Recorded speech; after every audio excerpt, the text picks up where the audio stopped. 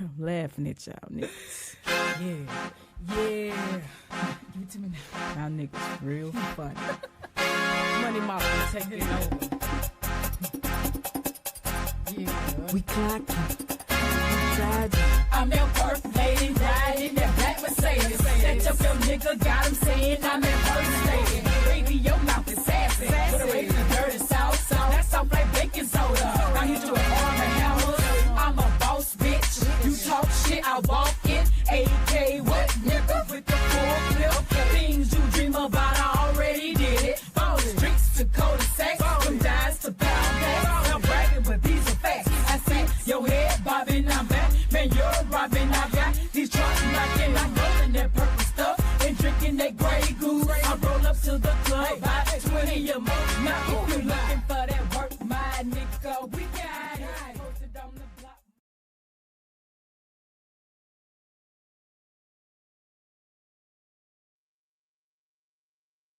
What's up?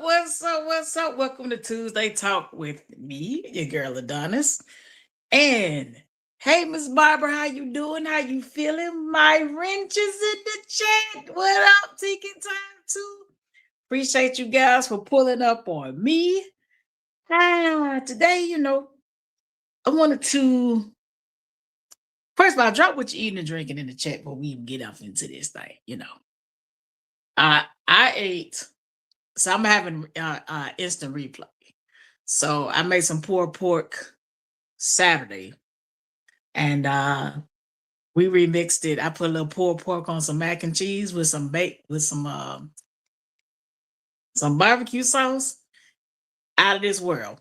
As a matter of fact, if you've been to Buc-ee's and had their brisket mac and cheese, similar things. So yeah, that's what I had. Drank some water. My back is doing better. Like I said, I didn't know this is part of getting old.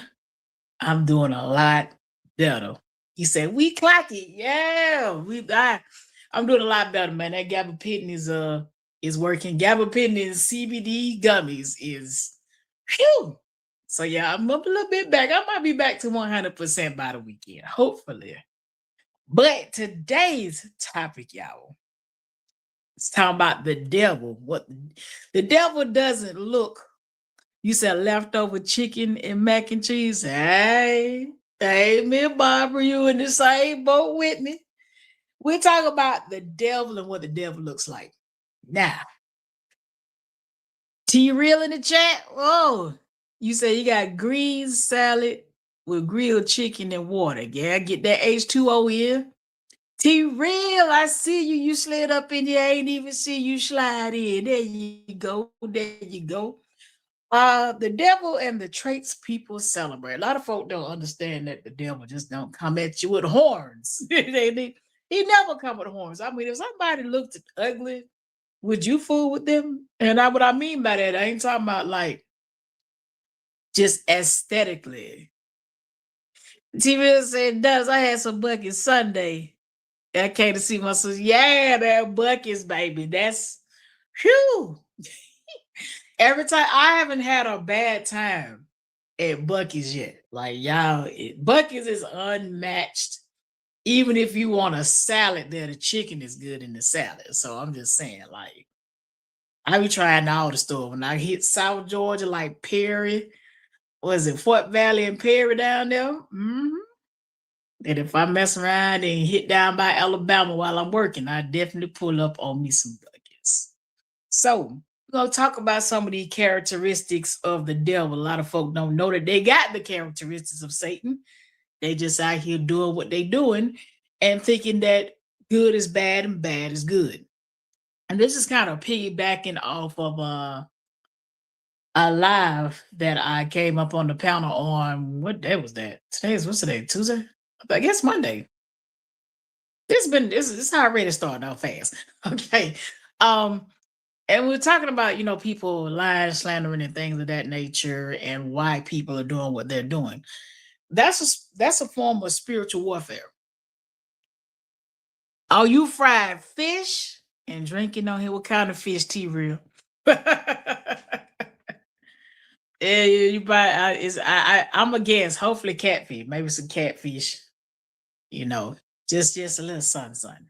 Uh, it's a form of spiritual warfare when people are slandering your name, keeping division going. That is a form of spiritual warfare, and people must recognize what it is.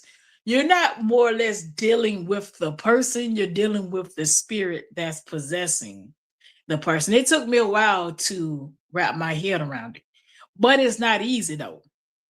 Oh, you did swa. How you cook swa? You know, cause I see it in the store, but I never, I never tried it though. But I've seen it though. Um, it's one of the things where you have to wrap your head around it. You're dealing with people's demons. I had to completely and totally sit down, rationalize why things are happening in the matter that they're happening.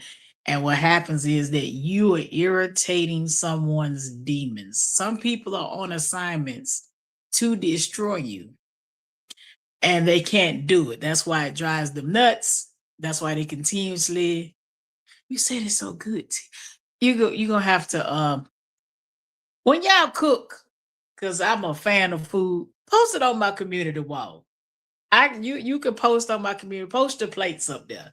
I like to see people food. I want to see what y'all working with. That swat sounds good though.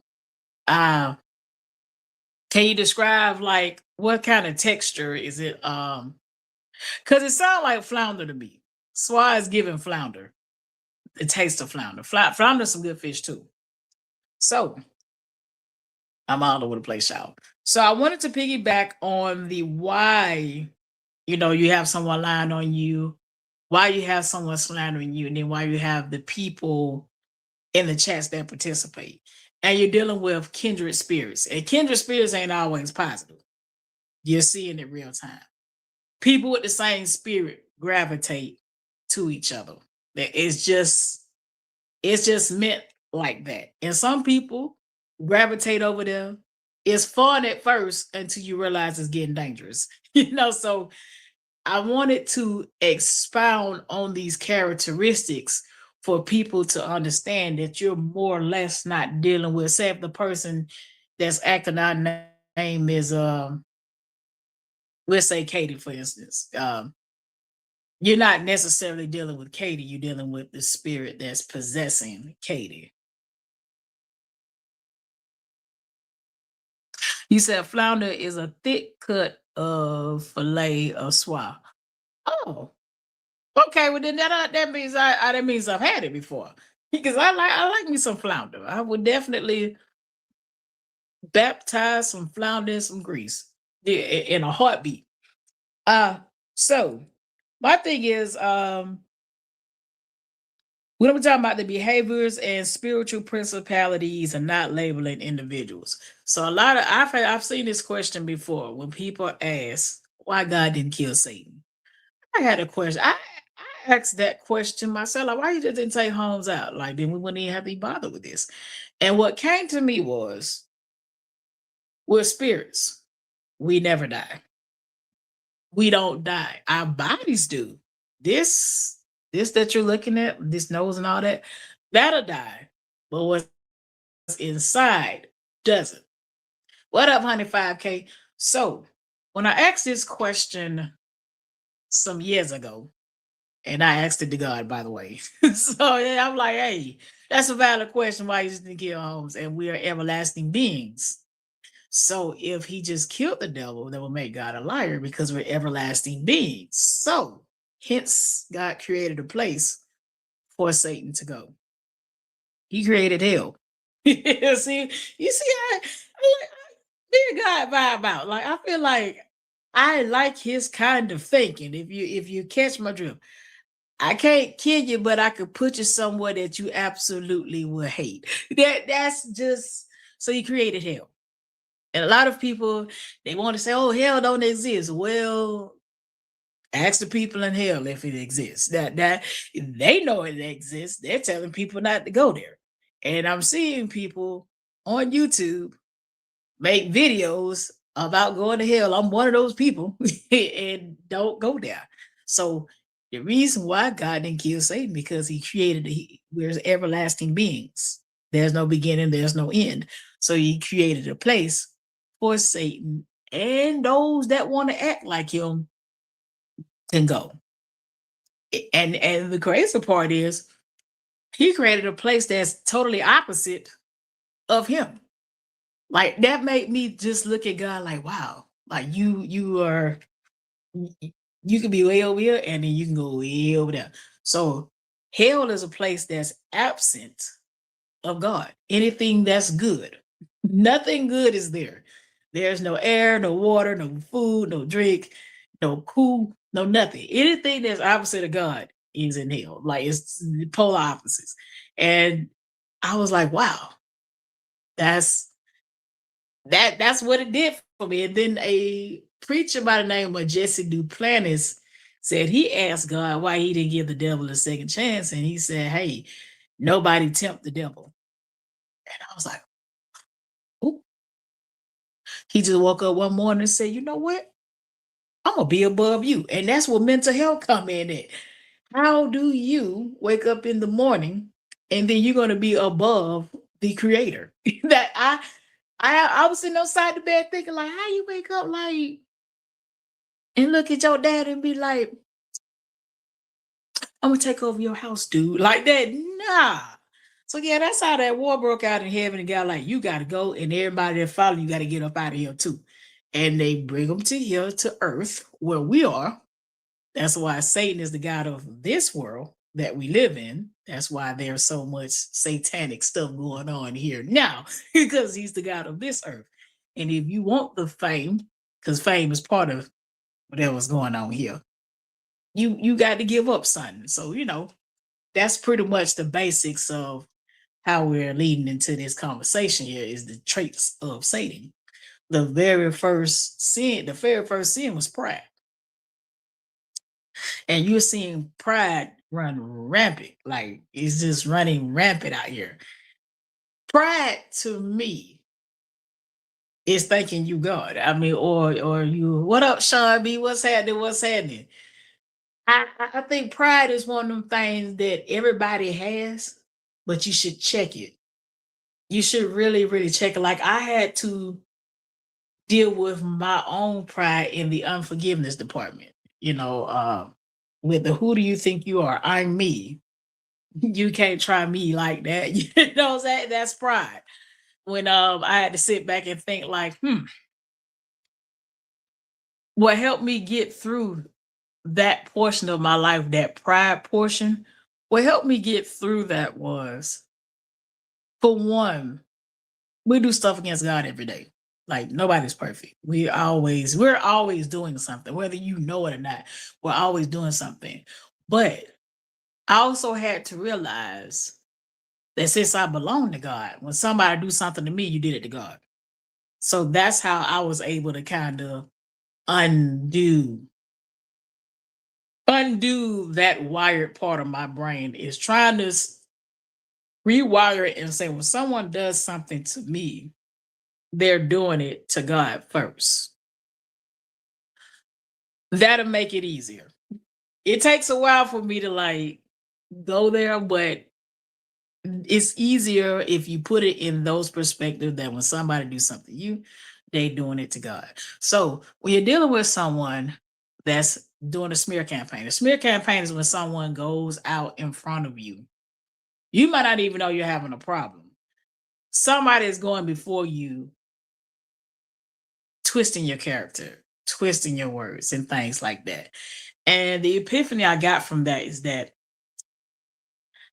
I'm not going to hell because you going. Okay. That's why I had to sit back and be like, you know what? In the Bible, it said the slanderers, the liars, the gossipers, nah, that ain't going to heaven. Why I want to go to hell? Because you going. You can go by yourself. Go by yourself. If you want to lie and slander me, hell hot. That's where you going. I ain't gonna slander you back. Just know that's your destination. I'm just gonna forgive you, so I won't go with you.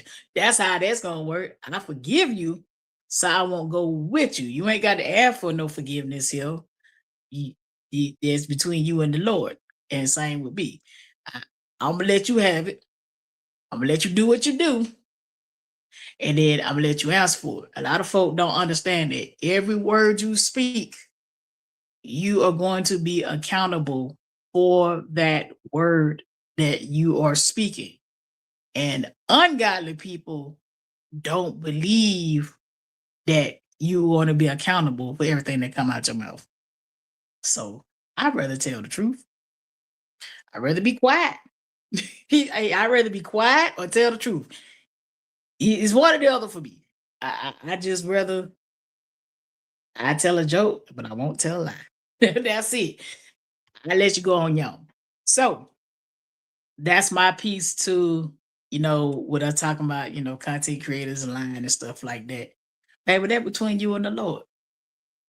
I promise you, that between you and the Lord. And if you don't believe there's a Lord, you'll find out like everybody else. I promise you, there's a lot of folk that done died that didn't believe God exists, and they do now. Everybody believer at the end of the day. I promise you, everybody is a believer at the end of the day.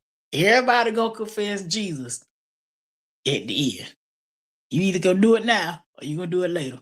Better do it now, because you don't want to see later like, dang, I should have been listening. I should have this. And it's too late.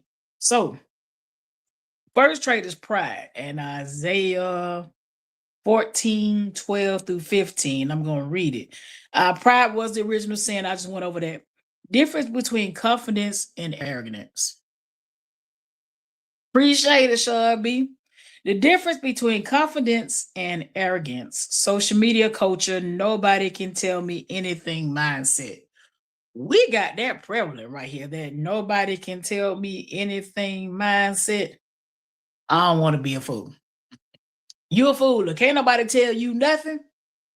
You a fool. And you're a stone cold fool too. I'm gonna be honest with you. If you think you know everything, you a fool. Ain't no way you can know everything. You can't know everything. The only person that know everything is God. And there's nobody above him. Now we are below him, mind you, but there's nobody above him. So my thing is, if you think you know everything, why the hell some of y'all broke? I'm trying to figure, you know so much. Why you here for the toilet? See, yeah, you said pride, envy, lying, jealousy, and the list go on. And get what? I wouldn't want to be none of them. I don't want to be prideful, envious, jealous, liar. I don't want to be that. Because I feel like that's mental health. After a while, it's mental health. Now, when I started dealing with pride, I'm like, I need to get on somebody's couch. So I was like, this might be a problem. Or ego. That's a problem. Ego and pride and envy. I'm going to tell you, envy and jealous is the spirit of murder. Because to be jealous of somebody, that means you want what they got, whatever that is. And then envious is when you proceed to take it. I seen it firsthand. You say it's dark and it's time. I seen it firsthand. I'm gonna tell y'all a story about my mama. She deceased, so I can talk about it. She worked at a church, and she had a lady that became her friend, right? Now with children, I'm gonna tell you, children know. They be knowing. They don't know why they know, but they be knowing. And I noticed my mom and this woman was always eating dinner after church. And I kept saying, y'all talk a lot. Because for me, I don't like talk that much. I kept saying, I'm like, Mama, y'all talk a lot. I said, y'all talk a lot. And by the end of the day, we talking about 20 years later, this lady had done ruined my mom's reputation, got a career, just straight ruined my mom's life. And that's why I'm like, nah. You got to cut the snake off immediately. There were red flags. I was catching them. But when you are making friends and stuff like that, and I learned even myself now, you can meet somebody and they start off, you think they cool, and then they snatched the mask off. And it's pretty much what happened with my mom. The later check engine light was flickering the whole time. I found later wanted to be her. And she proceeded to do what she needed to do to become my mother. To this day, the lady said that my mom did. And my mom dead, but dead almost 10 years. that crazy, right? Getting the same color cars, same color hairstyles. It's dark, crazy, it's demonic. That jealousy and envy is demonic. I seen it firsthand. The moment for me, if I smell you on some jealous friend, you gotta go. I cut you off like I did. Man, listen. Cut it off like it got gangrene. I promise you, you gotta go. You got to go. No, ain't no way. I don't care how cool you is. I don't care what kind of good time we have. If I smell you are the friend that's in competition with me or jealous, all that, I'm gonna believe it when I see it and hear it, because I saw what happened when you don't check it. My mama should have whooped that lady ass. I ain't gonna lie. Like, she should have beat her ass up. I ain't saying it's right. I'm just saying she should have whooped her ass before she died. I'm just, just putting that out there. I'm just being honest. When somebody play with your life like that, give it to them. Pray for them, but I'm just saying, you can just don't go to jail. I said, can pride stop your blessings? Absolutely. Is humanity is humility weakness? Now, a lot of folks think humility is weakness, and that's the people that ain't got it. It takes a strong person to show humility, and it also takes a strong person to be humble. It's very easy to be arrogant. Being an arrogant asshole, that's pretty easy to do. What's hard is restraint. That's the hardest thing, is restraint. Um, the social media culture and pride is. I'm realizing that the biggest trick of the devil thus far is this live button. Oh my goodness. He gave people instant fame. You remember back in the day, you had to like go to Hollywood to be famous. You had to go run and turn your demo tapes in. Now anybody can be famous. Some people, that all they want is the fame, which is a part of pride, which is crazy work. Like, it's crazy. And guess what? The folk that famous, they had to sell their soul. You see that power? The people that's actually blowing up on the YouTube, Tubi, Netflix, and all that, them folks sold their soul. Because remember, Satan is the God of this world. And get what? Fame part of one of his gifts. So I'm cool being a little small. I'm cool being small. I'm fine. You said, I have never seen so many traits until coming into this sector because I don't deal with a lot of people. Oh, yes, Miss Barbara. That's me. I did not realize how rampant Satan had done ran through our Black women. I was like, woo, y'all bit the apple on these folk for real. Y'all bit the apple. Every last one of y'all. Yikes. I have not seen. Now, I grew up, like I said, I grew up with toxic environments. I went to church in a toxic environment growing up. So I've been around a lot of toxic, but this is a little different. This is like real satanic. Like, we're past just a little bit of somebody being dramatic, or somebody that like a little attention. Like, we're past that. I feel like this is full blown demonic behavior. I was like, nah, this ain't for me. No, no. Because one thing about a liar is that you got to be crazy as hell. You just think about it. Just hear me out. To be a liar, you got to be crazy as hell. Like you have to lie to yourself first to lie. Remember, to tell a lie to somebody, you gotta lie to yourself. Yes, because people who can hold on, Sharby, people can be who they lie to be behind their phone. As exactly that what makes you crazy as hell. You see what I'm saying? Like you gotta lie to yourself. You got to trick yourself, and then you got to go out here and trick other people. That's too much work for me. You mean to tell me I got to be fake? I got to be fake behind the phone, and then be fake online, and then trick people to believe that I'm this person that I'm really not. You see how much energy that just took for me to say that? Just be yourself. That's where the mental health come in at. Lying. Because you have to lie to yourself and then believe your own lies. Like I just have to be like, you know what? Somebody fail you. And when I be looking at these folk on this internet just lying, I'm like, your mom and daddy failed your ass. Like you bothered me by lying on me, but the fact that you went unchecked this long is why your life in the toilet. Because you've been lying to yourself and you lie to everybody else, and you just been lying and lying and lying and lying and lying. And everything is somebody else's fault except for yours. And guess what? That's cool. Because I ain't got to wake up in your skin. That's all I got to say. Ain't nobody got to wake up in your skin but you. And so people try to tell you where to go.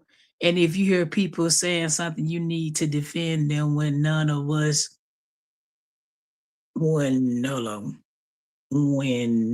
of us know one another, just don't say anything and move on.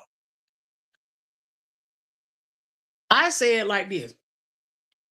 No, none of us know each other, and that explains how the hell somebody can say that. I'm gonna use myself because I'm a victim of this. We don't know each other, right? So how can people be bringing bones from one chat to another chat and over here and over there, listening to the lies and bringing the lies back if we don't know each other? Why is a lie even being told on somebody if we don't know each other? That's the mental health portion of this.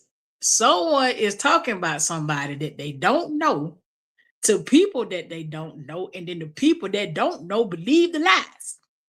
And they go out here and spread the lies. And that's my whole point. Mental health. Why is you talking about somebody you don't damn know? You don't know the person. That's the whole point. That's why God hated, because you're destroying somebody's life for no reason. Like, to me, that's a form of murder. When you go out here slandering somebody now, you're murdering their character. Why are you doing that to somebody you don't know? Unless you unless you got a demon working through you. Because that would be the only reason for somebody that I don't know to go out here and spread lies on me. You got a demon working through you. Because the truth be told is, if the truth came out about the person that lied, they'll shrivel up somewhere in the corner. Because people that lie got something to hide. That's the whole point of lying, is that you try to be deceptive and hide something. But also the people that's listening to the lies, they need to be checked too. Because if you want to listen to a lie, why you want to listen to the devil? Why do you want to play with the devil? I'm not going to listen to a liar. Once I find out you're a liar, man, wrap this conversation up and get it off my phone. That's how I'll be operating. Like, oh, you lie? Talk to you for what? Wrap, scoot it on out the way. And that's probably one of the reasons for the conversation of the chats coming up, is because you say your truth coming out, prosperity 26 in the building. And it's unbelievable I was there. Yeah, like if you don't like lying, why listen to lies? It's people out here on the YouTube streets doing that and spread it too. Exactly. Doing the work of the devil. Why you want to do the work of the devil? Why you want to work for him? That's the crazy part. Why you want to work for the devil? If you listen to a lie, take the lie and keep running with it. You doing the work of the devil. You going to hell. That dead air. It said, maybe I hope that's not what you perceive from what I said yesterday, because that was certainly not what I meant. No adult needs defending. Exactly, Sean B. That's not what you're saying. I know exactly. You say, Donis, you already know I will say something when they're out of order. Yeah, I want to pick up on what Sean B was saying. It's not more of a that, because a lot of people look at it like, oh, you want me to defend you. It's about doing what's right for me. It ain't about defending anybody. It's about doing the right thing. And that's why I have this topic here, because somebody else experienced exactly what I've experienced. It's about doing, he said, no, I didn't hear you say that. Yeah, it's about doing the right thing. The right thing is, if you're listening to someone lie on somebody, why participate in that? Now, no one's telling you where you can go, but it's no different than if we was in real life. Say if we was in high school and there's a group of girls lying on somebody, why you want to hang out with that? And then you go to the person that they're lying on and you kick it with them. I get what Sean B is talking about. That's fake. It's not a matter of telling somebody where they can and cannot go. It's a matter of not wanting fake people around you. That's it.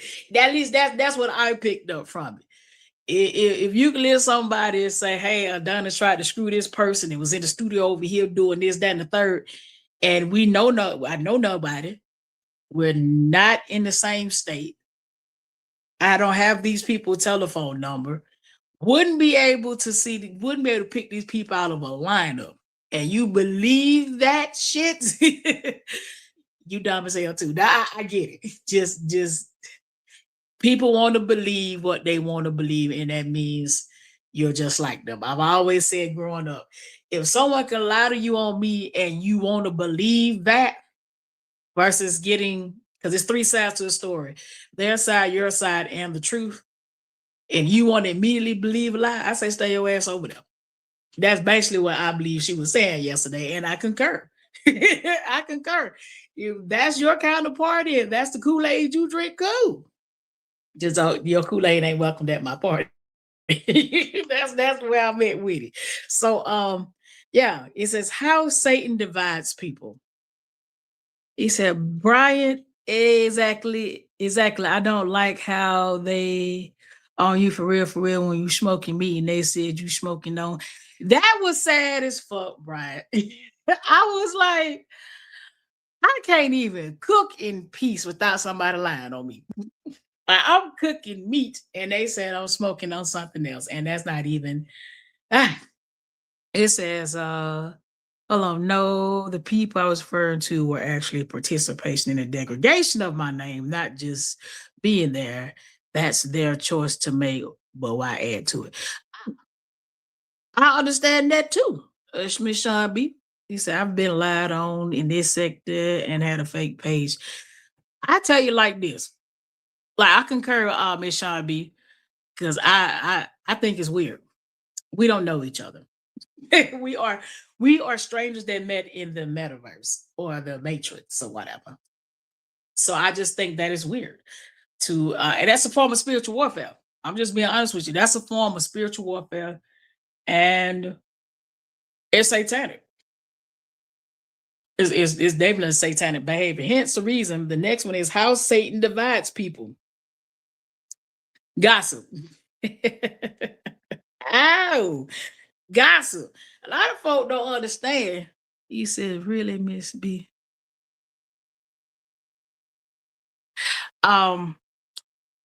It says why people enjoy drama, destruction of friendships, church gossip. Is gossip ever justified? Now, I've often wondered, what is gossip? Because I have to have a definition for it. Now, I feel like talking about people is gossip. I want to know is telling a lie. So we're going to look up what gossip is. Because I definitely do not want to participate in it. That's my whole point. That's the thing. I'm not trying. I'm trying to clean up my life. And I'm not interested in gossip. It says, I know I'm covered in the blood of Jesus, so I don't really pay them no attention. I'm covered too, but it don't mean that I like it. I don't mean that I like it. And it also don't mean that I would tolerate it either. A lot of folks think because you follow Jesus, you're supposed to tolerate some stuff. And Holmes were flipping tables.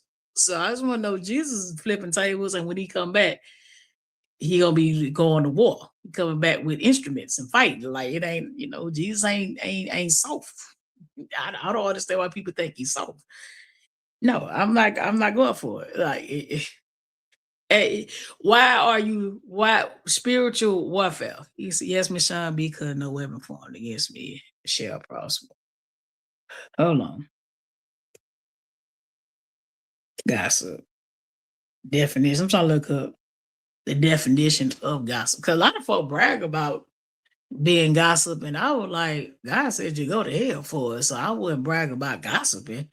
I mean, I'm trying to see what it is. It said gossip. This is Google, of course. Gossip is informal conversation, talk, or rumor, typically about the private, personal, or sensational affairs of other people.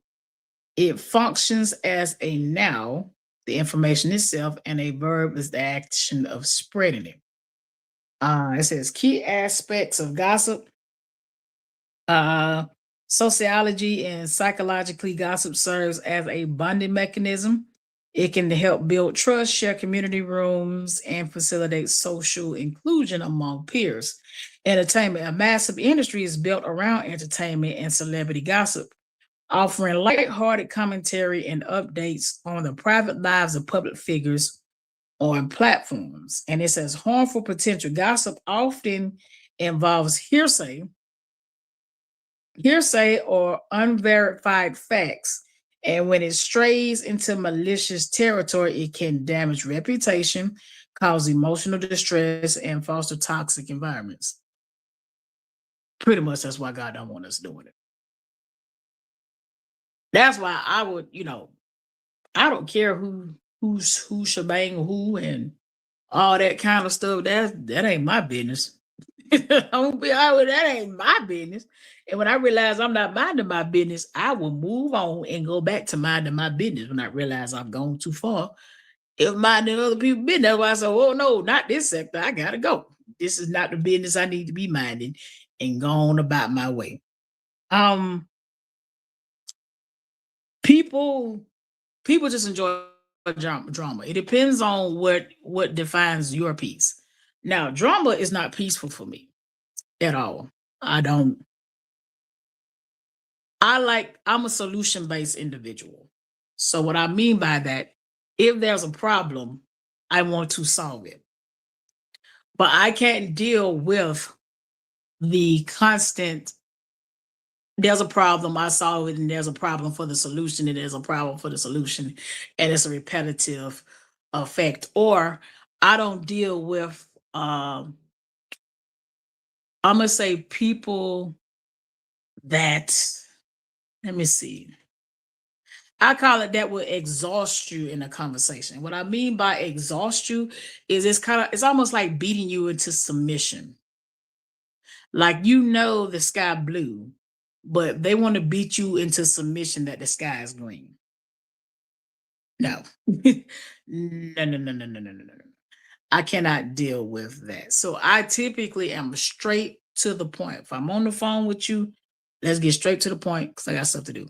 So that means if there's a problem with the sky, let's find out the solution for the sky and move on. But as far as like little frivolous facts over and over again, I'm not doing that.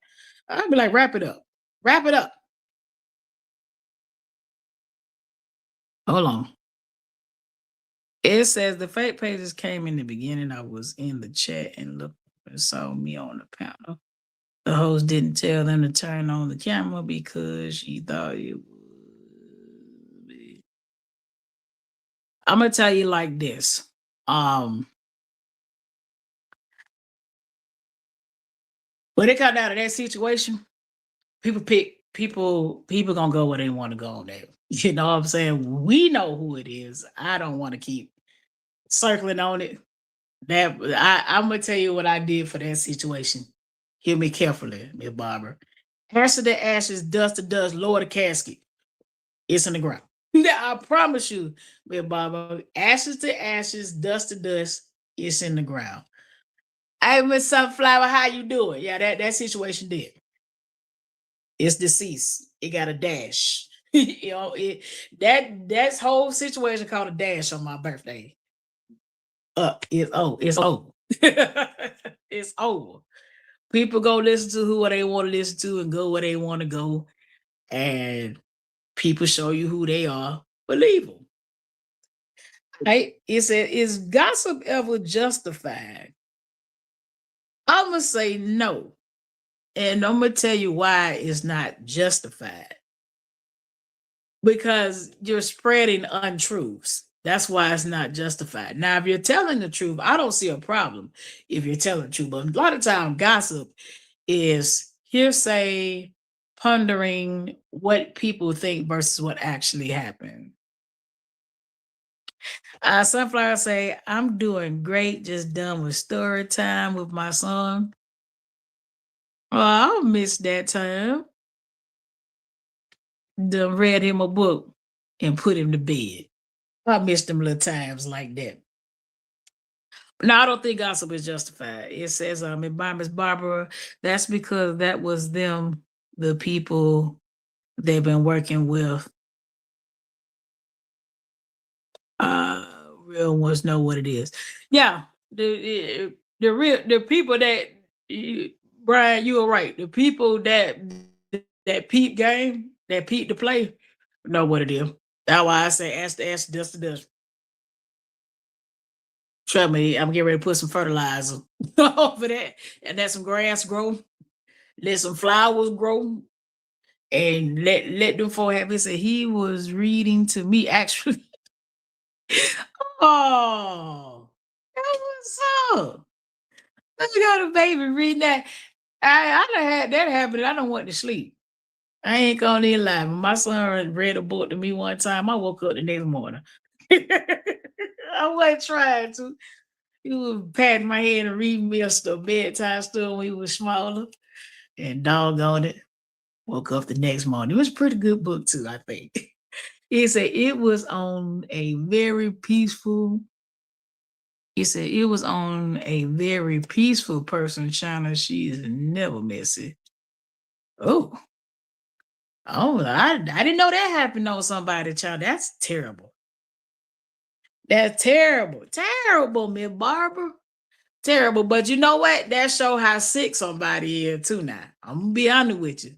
That's sick to take somebody's picture and pop up somewhere online playing porn. That's disgusting as hell. And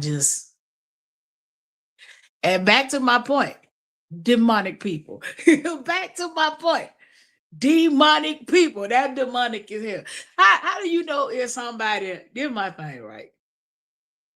What if somebody is a recovering porn addict and they're trying not to slip back into that? And you pop up with some weird stuff like that. Well, you know what I'm saying? Like, what if? Why? Why?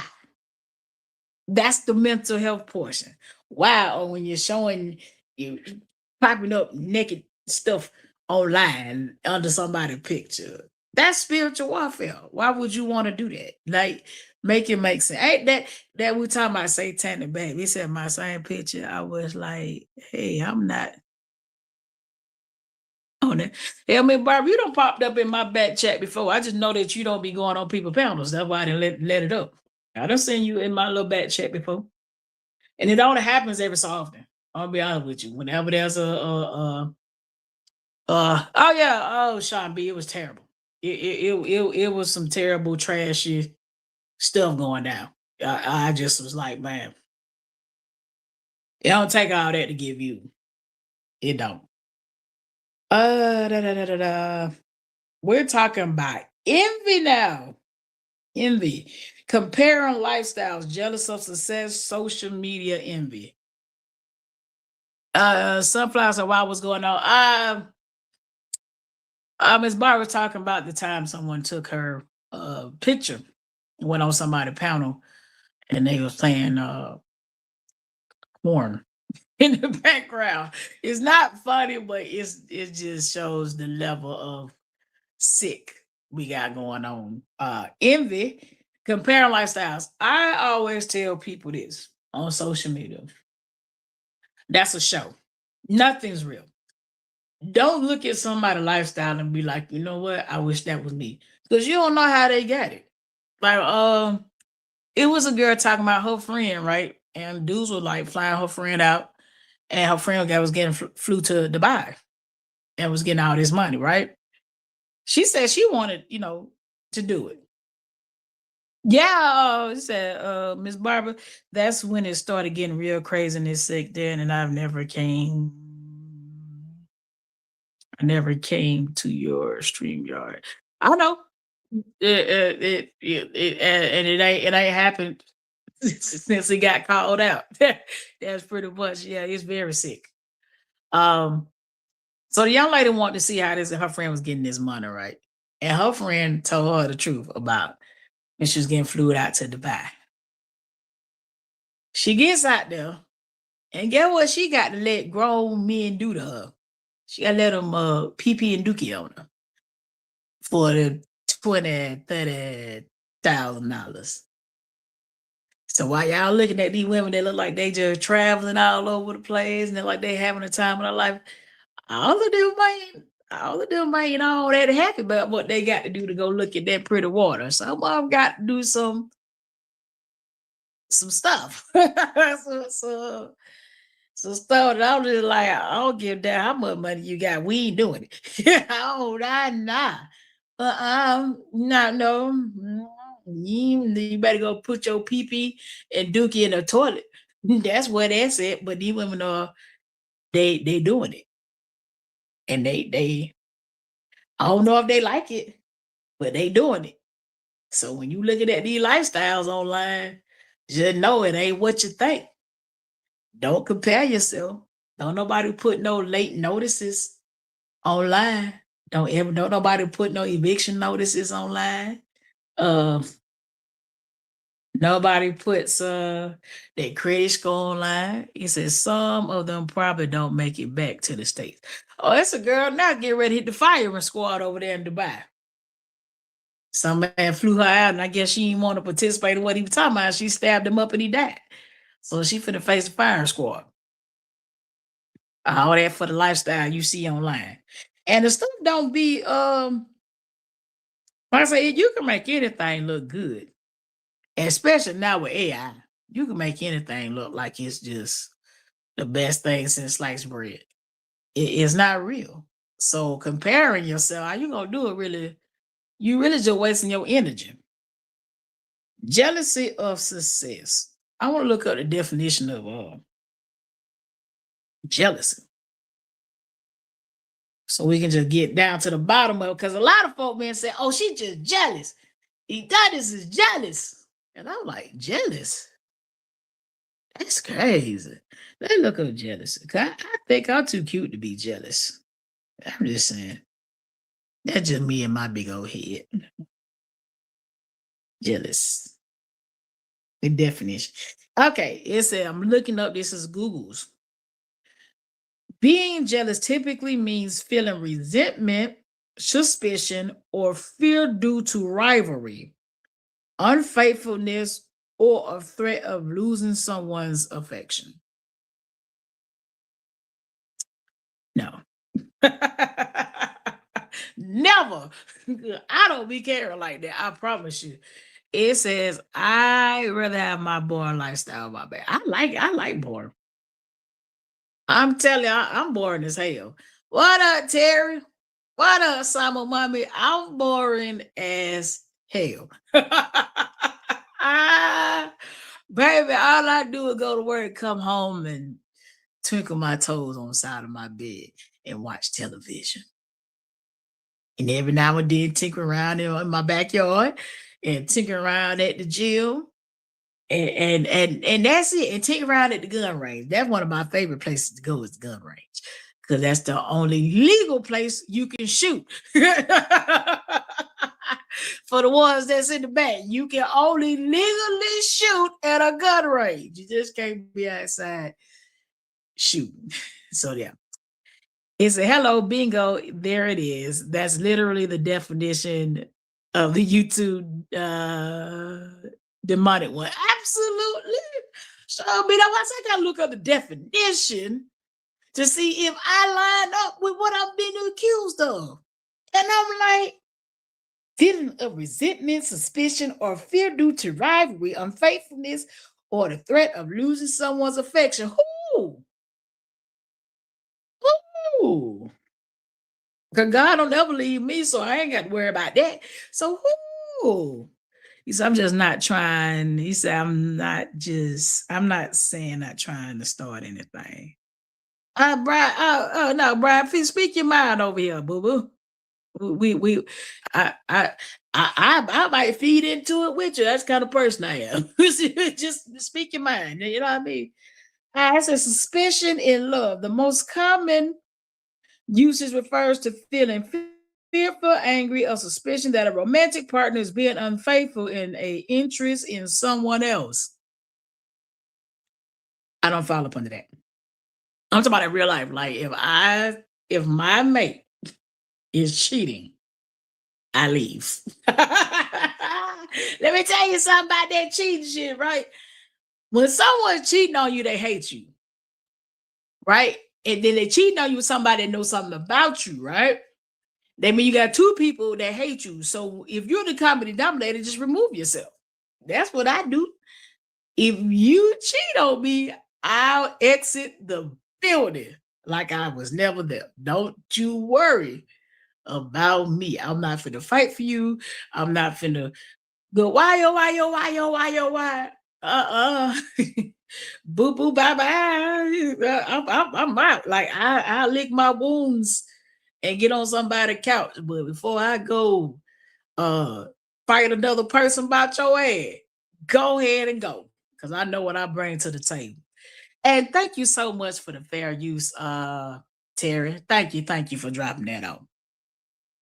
Jealousy and envy, while often used interchangeably, psychologists and language pursuants notice an important difference. It's definitely an important difference between jealousy and envy. Envy is wanting something that someone else's has. Jealous is the fear of losing a valued relationship. I disagree. I think envy is the point of taking.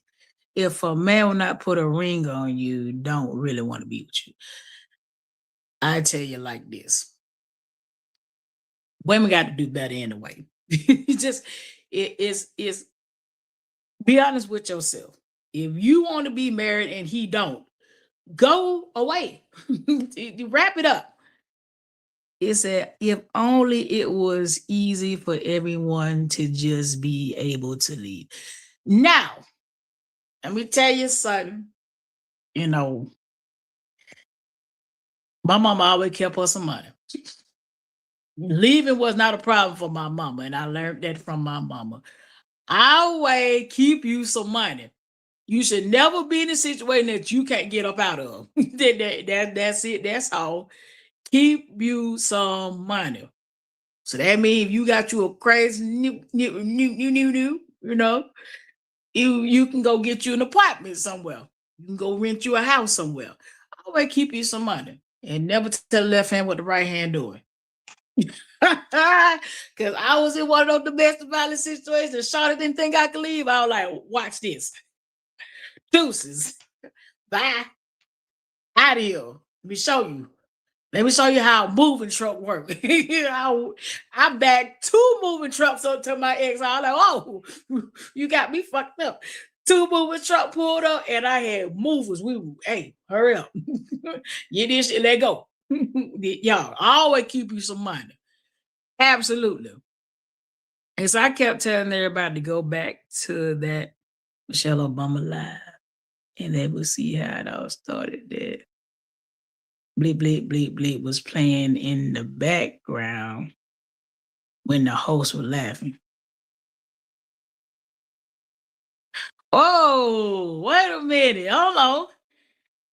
Hold on, Brad. You spilling some tea now. He says, I kept telling him to go back to that Michelle Obama live, and they would see how it all started.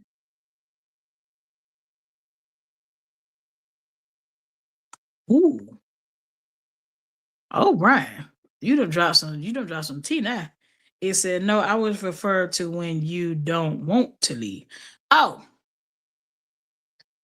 Oh, shit. I learned my lesson with baby daddy number one. I only got one baby daddy. I learned my lesson then. I was like, hey, I don't want to leave you, but I gotta go. I don't want to leave you, but I gotta go. I gotta go. I said you first when you don't. I don't been where I don't want to leave, but I gotta go. I gotta go. See, okay, y'all. So I found out my attachment style in therapy, y'all. I have an avoided attachment style. So I don't have anxious attachment. I have avoidance. Do some bullshit on you if you want to and watch me dismiss your ass. I will be like, oh no, you gotta go. Because it's peaceful by myself. I actually like being alone. You done messed up. Get your shit and get out. Let me help you to the door. Let me escort you. I promise you, I've been the best single mama ever. You think I was gonna chase you for some child support? No.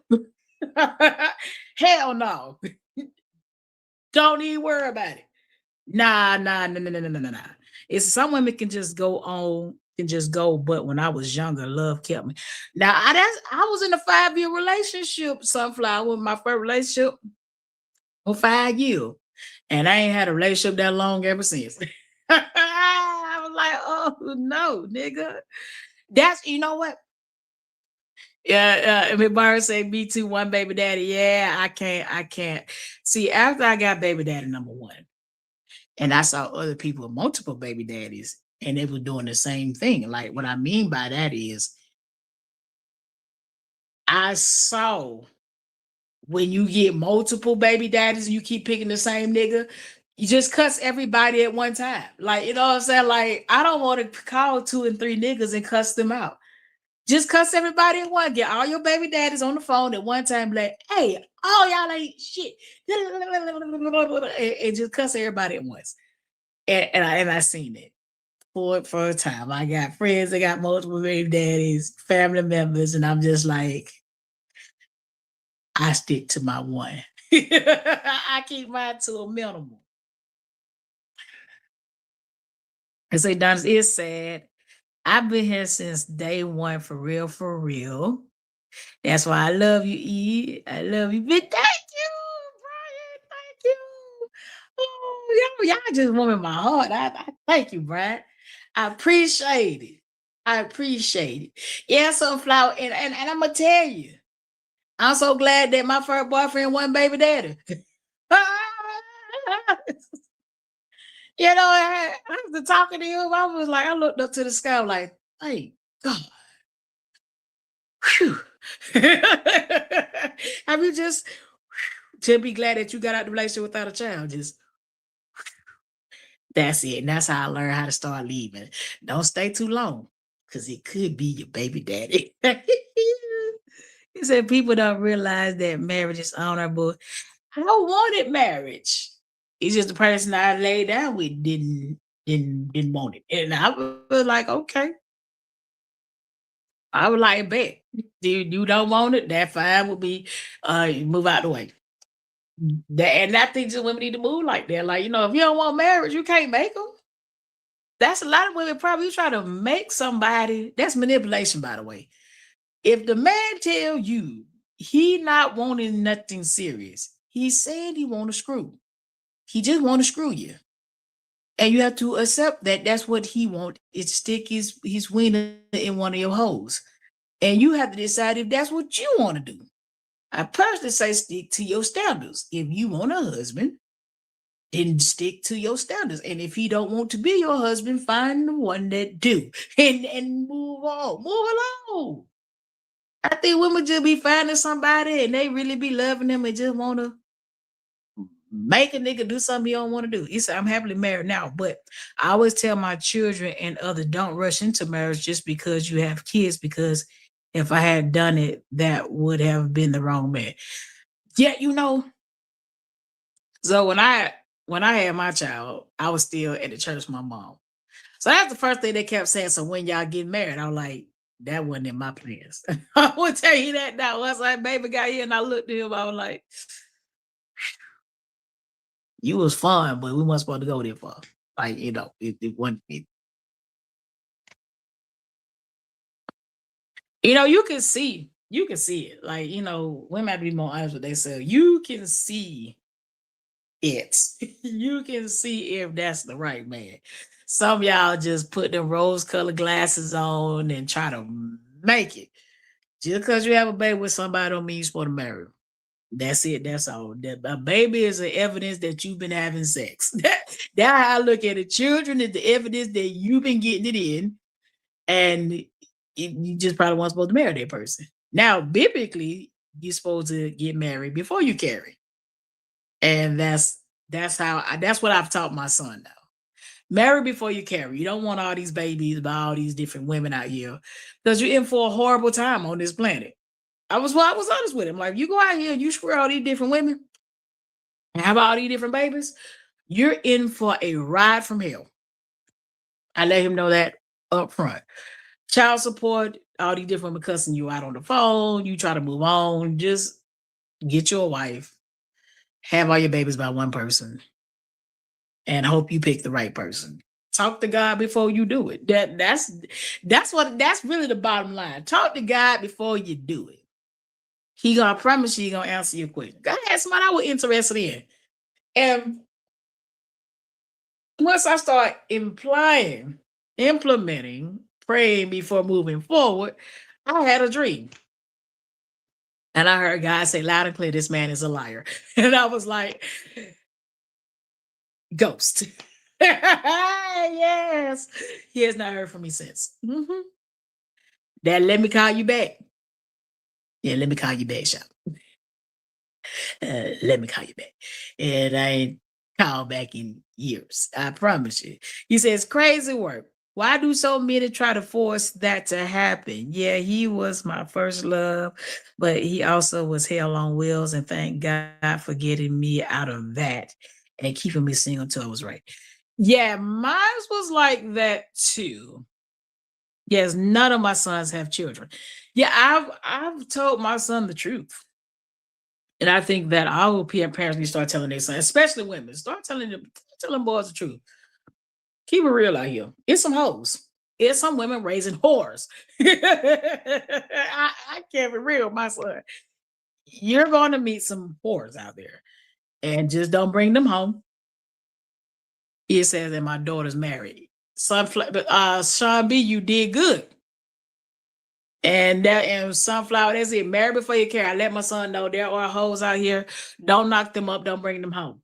Don't screw them, actually. If you could just, be selective of where you put your penis. And that's something that men haven't been taught, is to be selective of where you put your penis. Okay? Because the lie, that's another story of the devil. The biggest deception out there is when men go, well, see, we can do that and y'all can't, because see, we have an out and you have any. That's a lie from the devil. Spiritual transference is a spiritual transference. Doesn't matter if you got an outie or an any. Picking up someone's demons is picking up someone's demons. That doesn't matter if you got an any or an outie.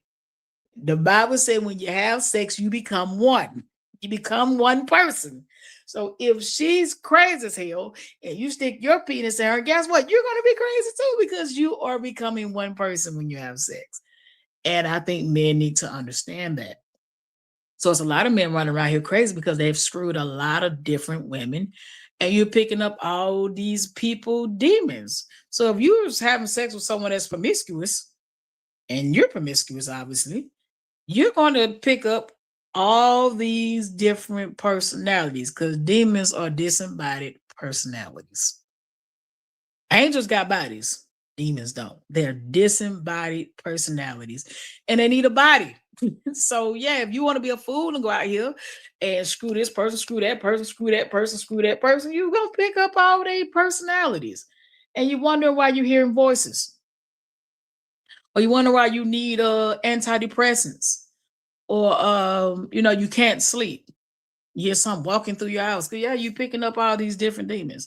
And don't act like I didn't pick none up, because I done picked up some of damn. So I'm gonna tell y'all a story about this.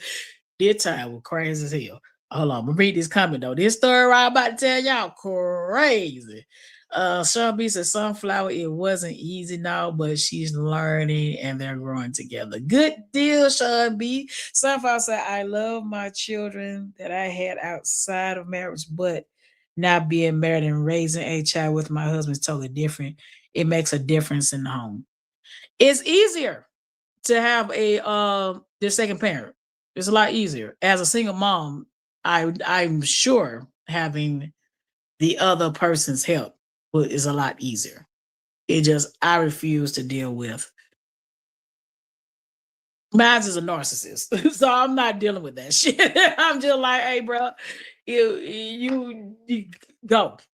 If you don't want to be a parent, just have a good one. Yeah, that what I'm at with. I can raise mine on my own. Absolutely, I adore all my kids, but yeah, they still get on my nerve. It says people out here sleeping with Legion. Here they passing Legion around. Let me tell you about this time. Some the spiritual veil is very thin with me. I want to let y'all know that the spiritual veil is real thin here. So, and this is back when I was dating women. So, and I ain't gonna act like I wasn't out there. I was turning up. So I had a young lady here, and we was dating, and her kids were here and stuff like that. So she came in and went to sleep on the couch. I I had my door closed, and I heard a knock on the door. Right, I didn't say hello or anything. I just opened my door. I ain't see nothing. Okay, I ain't think much into it. We go to bed. And I like watching funny stuff. Back then, I would watch like Fresh Prince or something like that. Something real funny. 'Cause I'm a lighthearted person. Now I watch preaching before I go to bed. But back then, I watch Fresh Prince or Martin or something like that and go to bed. So I'm asleep, right? I can see the TV going crazy here. I see TV going on. And I see this silhouette come in my room. It grabbed me. It grabbed me and shook me. Like it doing me something like this. And I'm fighting outside of my body. And I'm like, what the hell? What? And I done fought this thing. I got tired. I asked Jesus for help. And it left. I seen it. I seen it do something like this and scoop and go. So now I'm back in my body and I look over. She's like, you didn't see that coming, yo? And she was like, nah, I'm like, nah, you didn't see that coming in. Like, you didn't see it. Like, I'm like, you didn't see. I'm like, oh, you didn't see that come up in my room. And she looked at me sarcastically and said, you know what? You should pray. And I said, right then, you gotta go.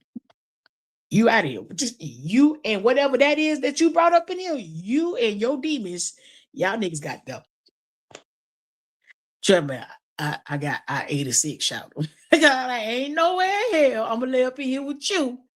And some come in here and snatch me up. Y'all gotta go today. No. Y'all ladies need to know this stuff even older, that it's never too late to do better for yourself and have some. Absolutely. We gotta teach our sons and daughters that, because what we got right now is the bar is in hell. I don't know what happened, but I had been saying this a long time ago. that the men and women are swapping roles.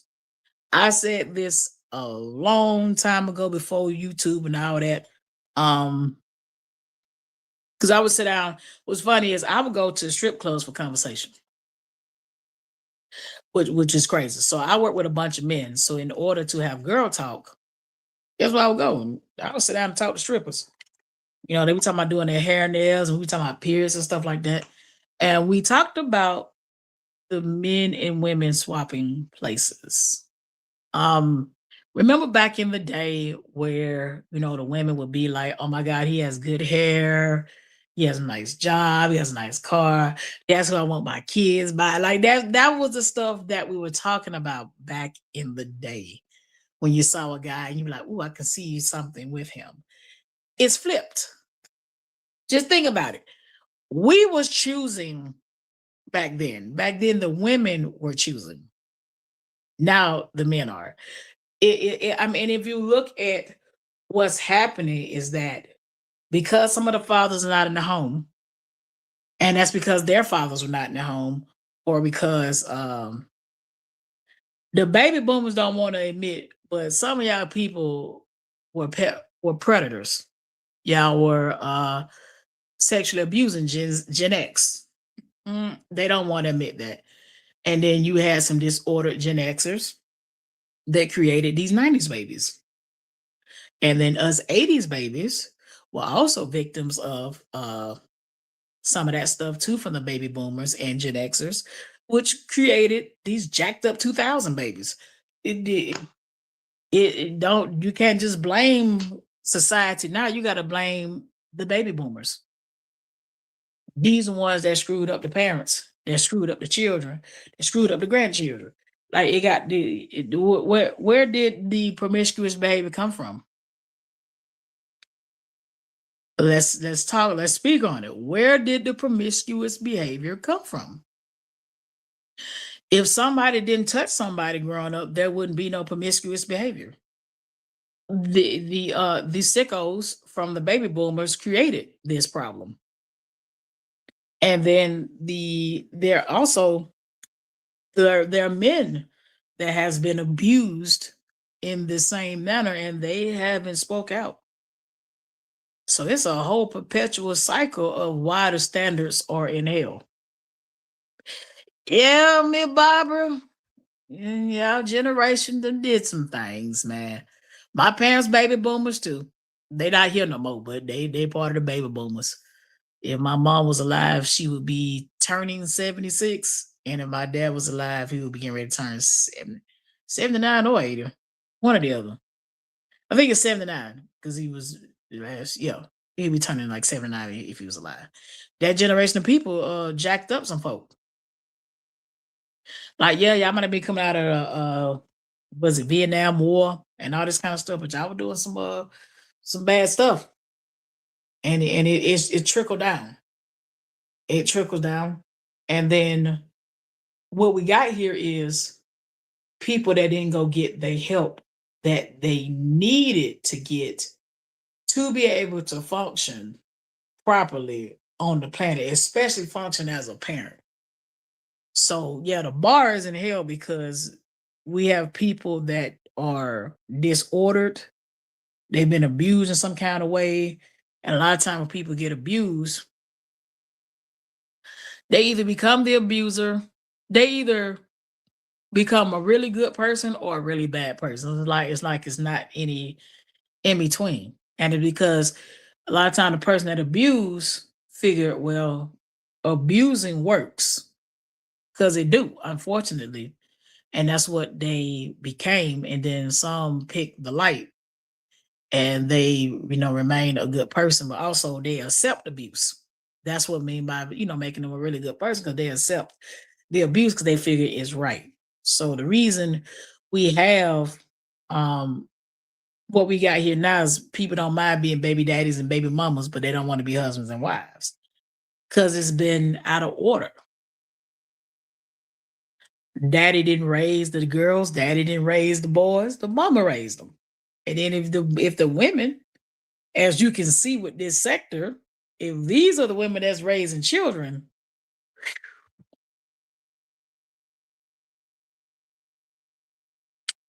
sad. Because keep in mind, these are the people raising the children and the grandchildren. And that's what we got going on. Nobody went to get help. Nobody discussed, this happened to me as a child. I didn't like it. Or my parents did this. Or even like the Gen Xers were raising their siblings before time. Like imagine raising, I don't know, if you got 4, 5 brothers and your mama got to go to work and you got to raise your brothers as you are the parent, your brothers and sisters as you're the parent. That does something to you because you grew up too fast. So yeah, it's a lot to unpack. But my thing is, as a grown person, you also are responsible for fixing yourself. It said you can always heal from it, but you got to want it. Yeah, you have to want it, but some people like to be the victim because it works. I'm very leery of when someone come to me and they're instant victim. So I'm like, why you want to look weak up front? When you're an instant victim, everything is somebody else's fault up front. I'm leery. I'm like, what you do? What you do in that situation? You can't just be the victim all the time. What you do? So yeah, you gotta want the help. You gotta want the change. And then as for us women, there has to be a thing of understanding that everybody's not gonna fit your standards. And no matter how good this person looks, no matter what kind of game they running, if they don't meet your standards, just take it. Just take the knot on the chin. It's okay. Just take the knot on the chin. Trust me, God made a bunch of beautiful people. That ain't the only one. Sean B said, exact sunflower standards are too much to ask for these days, but still a must. They don't like because they have to improve as well. Heaven forbid, right? Yeah. Standards is too much for a cheap person. You see what I'm saying? If they too cheap, if they cheap, they're not gonna have standards. It's one of them things like Bentley ain't got no commercials, right? You know about a Bentley, but they don't got no commercial. Have you ever been watching TV and saw a Rolls Royce or a Bentley commercial, or even a Ferrari or a Lamborghini commercial? The answer is no. Because when you go get that Bentley, you better have this kind of credit, this kind of money, this, that, and the third. You know what you got to have before you walk into that Rolls Royce dealership. Now, you will see all kind of used car options. You're going to see used car commercial, used car option, 2010, this is on sale, that's on sale. You can bargain, you can do that. When somebody wants you to bargain on your standards, that's a red flag. Why do I need to drop my bar for you? Raise your bar for me. Same thing in business. I run my own business. I'm not gonna make my price reach your pockets. Your pocket's gonna have to reach my price, or I just don't work for you. And that's the same with friendships. That's the same with relationships, family dynamics. If you do certain things, I'm not gonna be around you. Like if a woman around me is screwing a married man, she out of here. She gone. We don't do that. Because it's a certain level. There's a certain level of trifling. That is. If a woman or a man is around me that don't take care of their kids, I'm done with them. You can't be around me if you don't take care of your children. You have to have those kind of standards. And that's how you keep the devil out your life too. Because he ain't gonna make the checkpoint. There's a checkpoint here. Let me see. Let me see. Wait a minute. Facts. Sunflower says, there are no morals I will go with first because morals should change. Hold on, you said the no morals I will go with first because morals should change everything. Yeah. I hope that made sense the way I typed it. I think so. I'm gonna have to go back and read that again. Sean B say, but it's a double standard for me. You better, but they want or manipulate around it. Okay, so Sean B, how this is how I beat the game of someone being manipulative in the dating scenario. Let me tell you what I did. I no longer tell you what I'm looking for.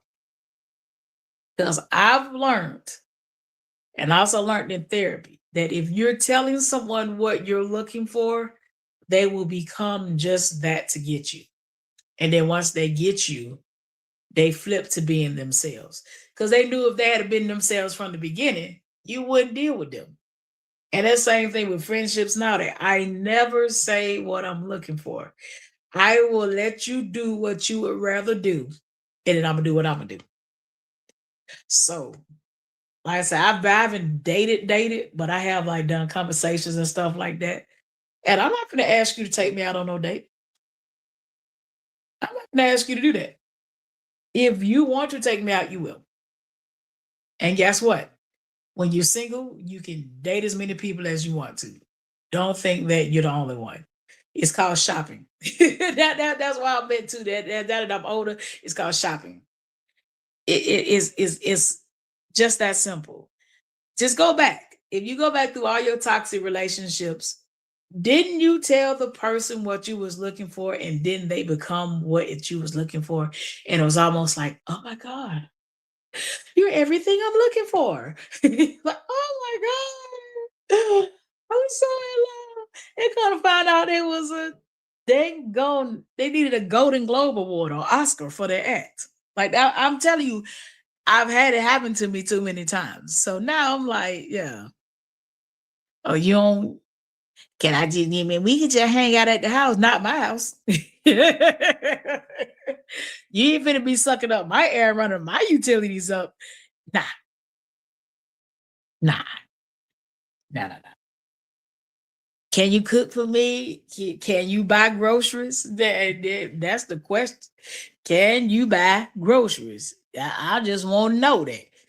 You want me to cook a 10-course meal after getting off work? Bring some groceries on. Put some on the gas bill because I got to cut my stove on. You know what I'm saying? Like, don't keep asking to come to my house. Stop asking. You know, "Hey, can I come by your house?" Hey, yo, why you want to come to my house? Where's your house? You got to be careful these days. Nobody falls in love faster than somebody that need a place to stay. You better not tell me you love me too soon, because I'm gonna disappear. I'm gonna be like, oh yeah, I just met you. When Michelle B say you can show them better, you can tell them, hell yeah. I'm a habitual, let me call you back. My fish drowning, let me call you back. My refrigerator running, let me call you back. I just walked in my house, let me call you back. Let me sit down, let me call you back. Oh yeah. I'm about to pour me something to drink. Let me call you back. Hold on. Let me call you back. I'm drinking some water. Mm-hmm. I mean, not stupid. I had them man ask me, right, you was 65. And I think I was 38, 39. You're like, do you want some more children? And I'm like, what type of question is that at 65 years old? Do I want more children? Nigga, 65 plus 18 make dead. You ain't finna, you ain't finna do me like that. Have a good one. Yeah. Hey, Sunflower, I got a bunch of it. Let me sit down. I'm gonna call you back. Oh, I gotta pick that piece of paper up out the floor. Let me call you back. Oh, yeah, I find 50 11 way to get off the phone. Don't trouble. I gotta walk down these stairs. Let me call you back. All right, y'all. All right, y'all. Social media. Envy. Okay, we're gonna break down. We're on division. Excuse me. So division, family feuds, community drama, and online conflict. Ain't that right up our alley for division? Now let me tell you something that I think that's just behooving to me when it comes down to I'm gonna say family feuds, community drama, and online conflict. The fun fact part is this is the narcissistic, psychopathic part of this behavior. You do something to someone, then someone claps back, and they be like, "Oh, don't say nothing back to them. Don't do that. Don't don't say that. We just want peace." No, that's not how this works. Because that's what I noticed growing up. Um, I had a situation with family members that involved my dad, right? And they had been doing shit the whole time. And I just wasn't saying nothing.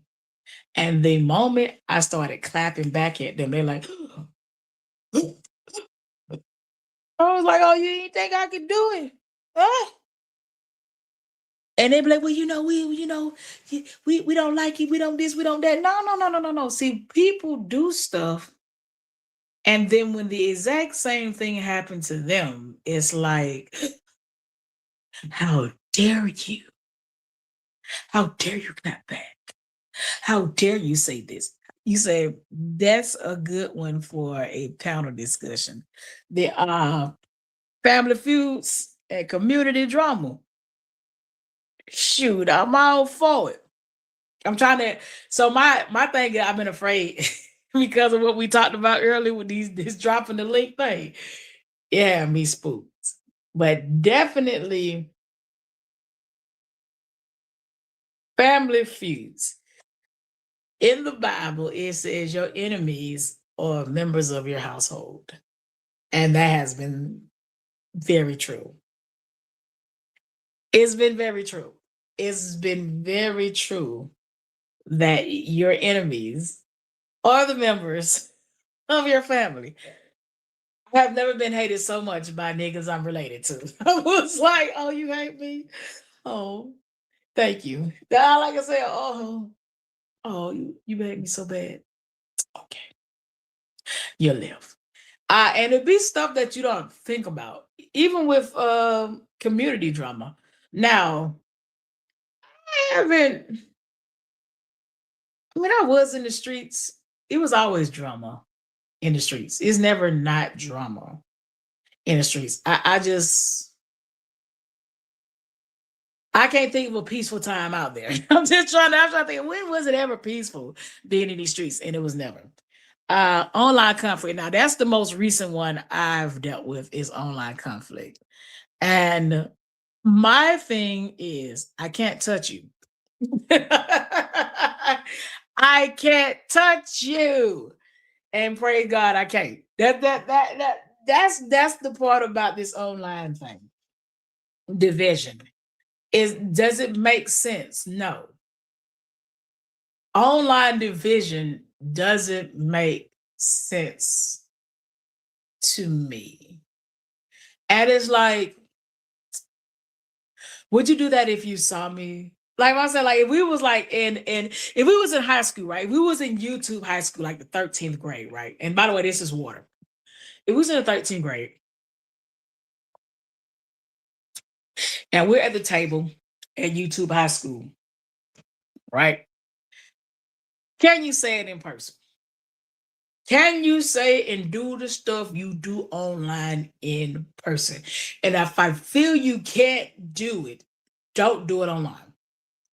We've seen in real time someone pull up to a content creator door and ring the doorbell. It can happen. It can happen. Like the reason I don't like it is because this is the model, right? And I mean, and if you've been out here, you've been out here. It's easier to pull up on somebody out of town because you can go back because you're not from there. It's hard to pull up on somebody in your city because you're there. You're not leaving.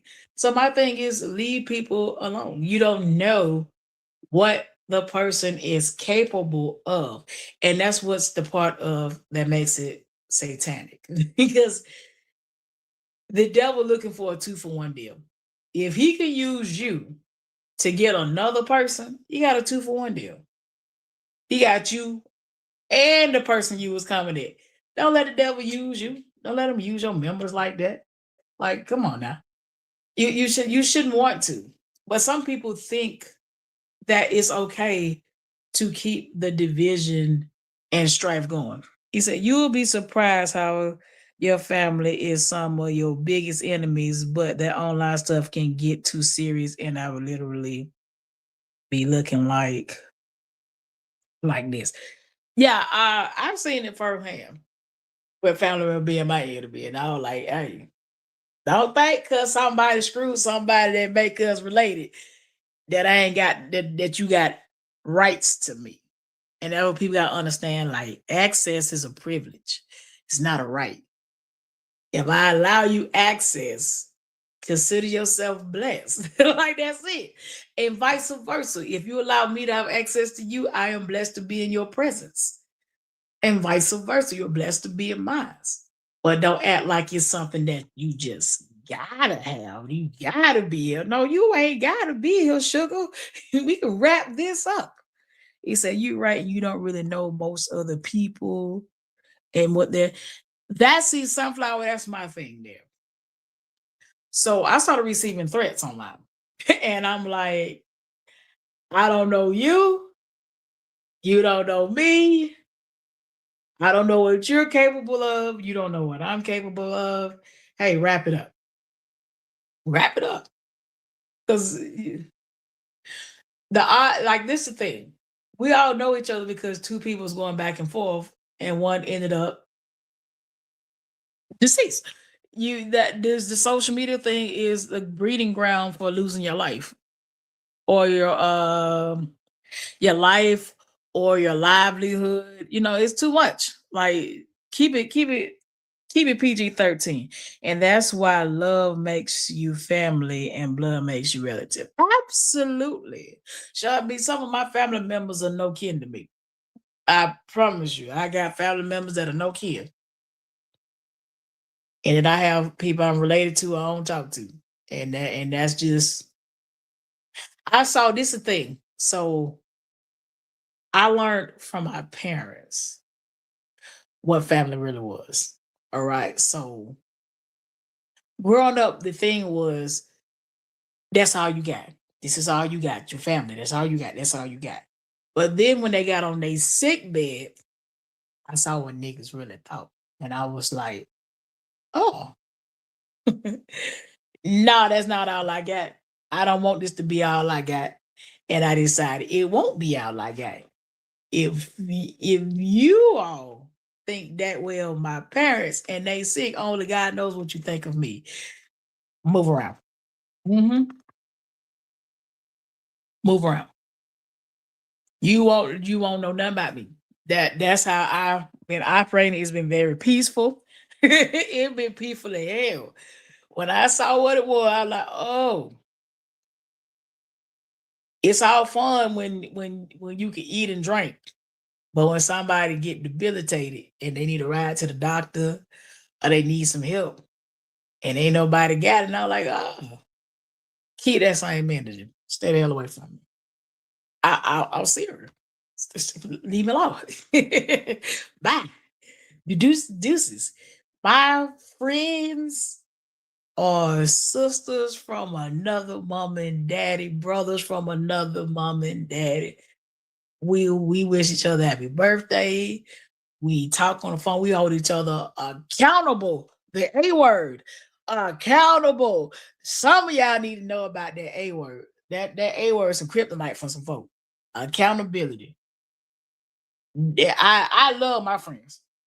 We hold each other accountable for our bullshittery. Oh yeah, cause we be doing some stuff now. And I be like, Sean, why you do that? You gotta do that, man. You tripping. And they say the same thing, like, Don, you know, you dead wrong by this shit. And I'm like, you know what, you right. Let me fix it.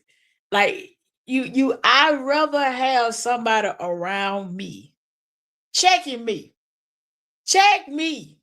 He be like, hey, Eddonis, man, come on, man. Shut up. And I'm like, all right, all right. I'd rather have it. Cause these folk that don't want to be accountable for nothing, baby, your life, you in for a terrible ride. You in for a terrible ride on the planet if you don't want to do what's right. I mean, it's just the bottom line. All right, so we're on the vision. And like I said, I don't spoke a few about personally with family members and stuff like that, and how I deal with people that like the vision. So what I've done is, if you go out here and tell folk I'm a troublemaker, right? Because that has happened to me, folks. Since you don't want to keep the mess going, she don't want to keep it this going. I remove myself. And if I remove myself and the shit's still going, that means it ain't me, it's you. But for those that believe the foolishness, I don't deal with them neither. Like, you can't call me like, man, you were right, blah, blah, blah, blah, blah. Hey, man, move around. Scoot around. Go. Down I am. He said, that's such a major issue for me. If I can't tell you about your wrong choices and we still love each other afterwards. See, when people, Sunflower, when they don't like hearing the truth, that makes them a liar. You say that again for the folks acting like they hear you. Move around. If you believe what I was saying about that, move around. And Sunflower, this is my thing. If we're supposed to be friends and I can't keep it real with you, I gotta go. Cause that mean you a liar. Cause a liar hates the truth. The devil hates the truth. You know what I mean? And if you get mad and stop talking for 2, 3, 4 days, run around here doing this, that, and the third, well, go ahead and find somebody that's gonna pacify your lies. They're gonna pacify your delusions. I ain't the one. Because I ain't gonna be here responsible for you. Well, I just told you the truth about your behavior. Mhm. I'm not gonna pacify your delusions. Nah, you finna hate me. You wanna be you wanna be Dulu. All right, well then take your delusional ass over there to your yes men circle and deal with them folk over there. I ain't going. Mm-mm. Okay. Next is rebellion. He said, see, you wouldn't want to be you. Sunflower said, how do we grow this way? Some folks don't want to grow. Growing hurts. You remember, like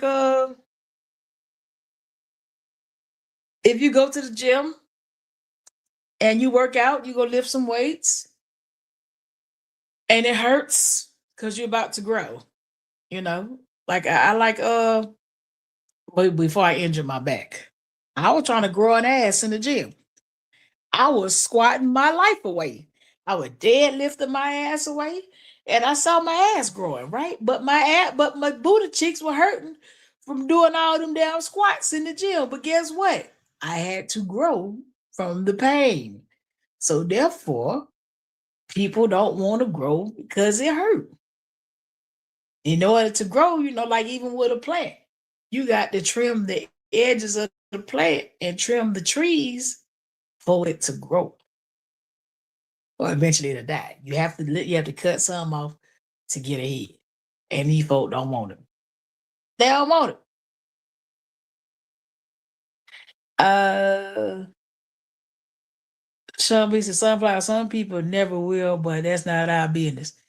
Hey, now like I said, now if you my partner, I might care. But if you just somebody I just met today, I'm gonna be like, hey, shout I can't rock with you. Especially at this age, this big old age that we're at. Because I always said when I was younger, 20s, you're figuring stuff out. 30s, you should be in the direction. You should be turned in the direction you're going. 40s, whatever you got coming certifications. That's how I feel. Right now, in my 40s, if you are a hoe in your 40s, You a certified hoe.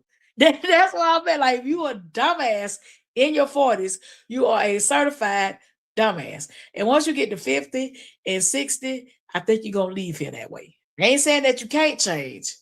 I'm just saying that you've been that way almost 100 years. Just think about it.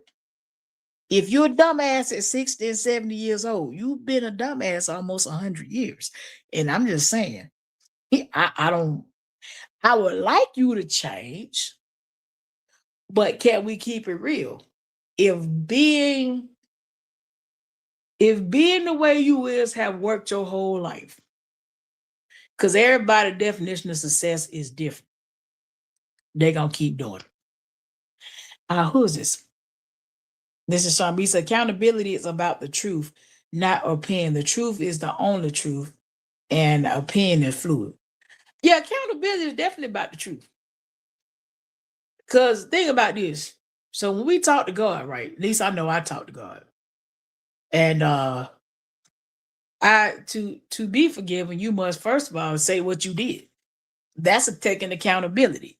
You have to say what you did. Like when I go to God and ask God to forgive me for my sin, I state what I did, and I also ask for the sins that I don't know that I'm doing, because we are doing stuff that we don't know is wrong. Because that's just how we're built. So when I am made aware of what I've done wrong, I don't have a problem with telling God, like, hey God, I'm sorry for cussing that lady out. I ain't gonna lie, God, she did get on my last nerve. Well, I am sorry for cussing that lady out, and can you forgive me and also help me with my mouth? Like that, I'm dead serious. That is a conversation that I've had with God. Like, hey, I shouldn't have cussed her out. But God, I'm being honest with you, man. Like, she kept on. She kept ding, ding, ding. I'm like, all right. And then and there you go. I gotta be honest about it. But you accountability mean you have accepted full accountability for what you did. And then a part of an actual apology is changed behavior. So a lot of folk, they don't understand. It ain't that they don't understand accountability. They don't want to be wrong. So I pay close attention to apologies. Very close attention. And that's something you have to teach your children this, because this only helps them. When you go to apologize to a person, you state what you did and you ask for forgiveness. And then you don't repeat the same behavior. That's a true apology. Saying I apologize and you don't state what you did is not an apology. That's manipulation. And that's what's happened here. So when it's time to talk to God, you got to have the same type of speech. Father, I have sinned. I did this. I did that. I did this. Can you help me? Because I always ask for help. Because I can't do it by myself. It's they think words I'm sorry without correction. Well, see, that's a part of manipulation. And it's also something that someone taught these people. They haven't been taught correctly. So I have taught my own child about accountability, because if you're not able to see what you're doing wrong, you're in for a horrible life. Like, you have to be able to see what you're doing wrong, how to do course correction, and everything else around the sun. If you don't do course correction, you're going to be doing what's called insanity. Insanity is doing the same thing and expecting a different result. Now, I'm not going to get mad if you hand me a fake apology and continue the same behavior, because you're just showing me that you are insane. That's all. All I can do is be like, oh, that nigga crazy, and just keep on and move on.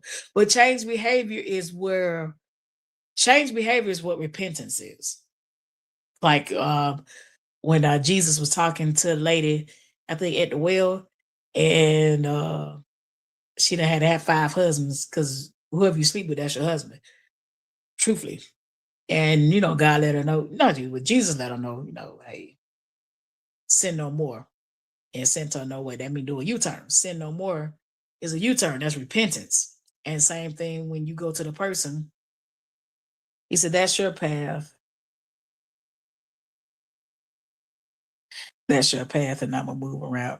Absolutely. If your path is that they think I'm sorry, we'll do. And that's and you know what? That's their path. You're right. I personally like, hey, you gotta talk to God about your way. What you gotta answer God now. Once I pray for you, it's above me now. It's above me now. Have you remember that man when the black guy that worked at the hotel and the white man called him a nigga and he didn't want to change his mind? He was like, it's above me now. It's above me now, boo boo. Once I put you in God's hands, put seatbelt on. Put it on.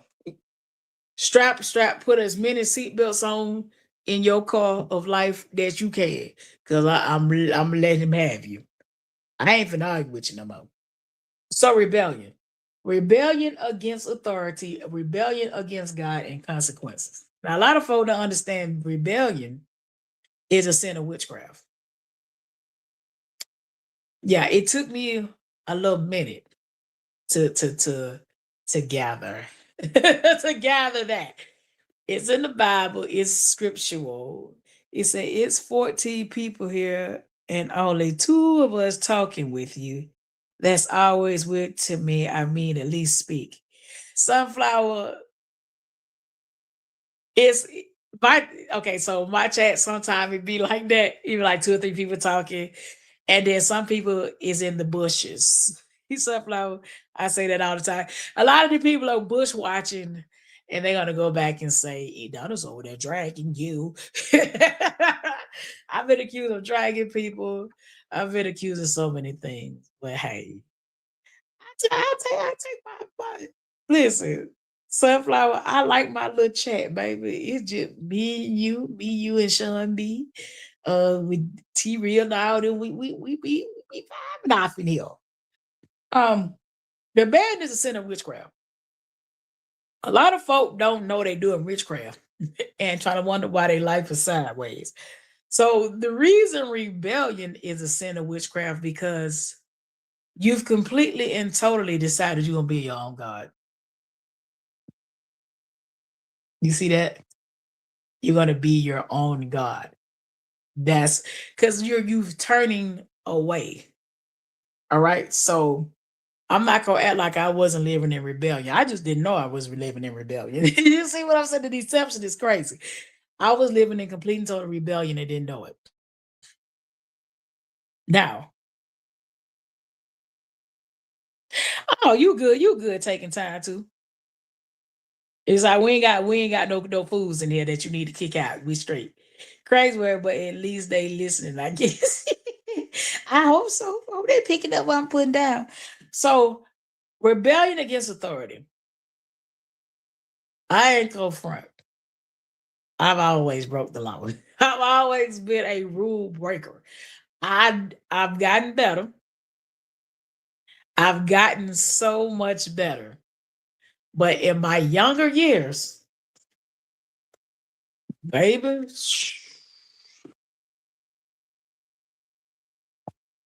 I'm just glad I didn't die. That's all I gotta say. I'm glad I didn't die doing what I was doing.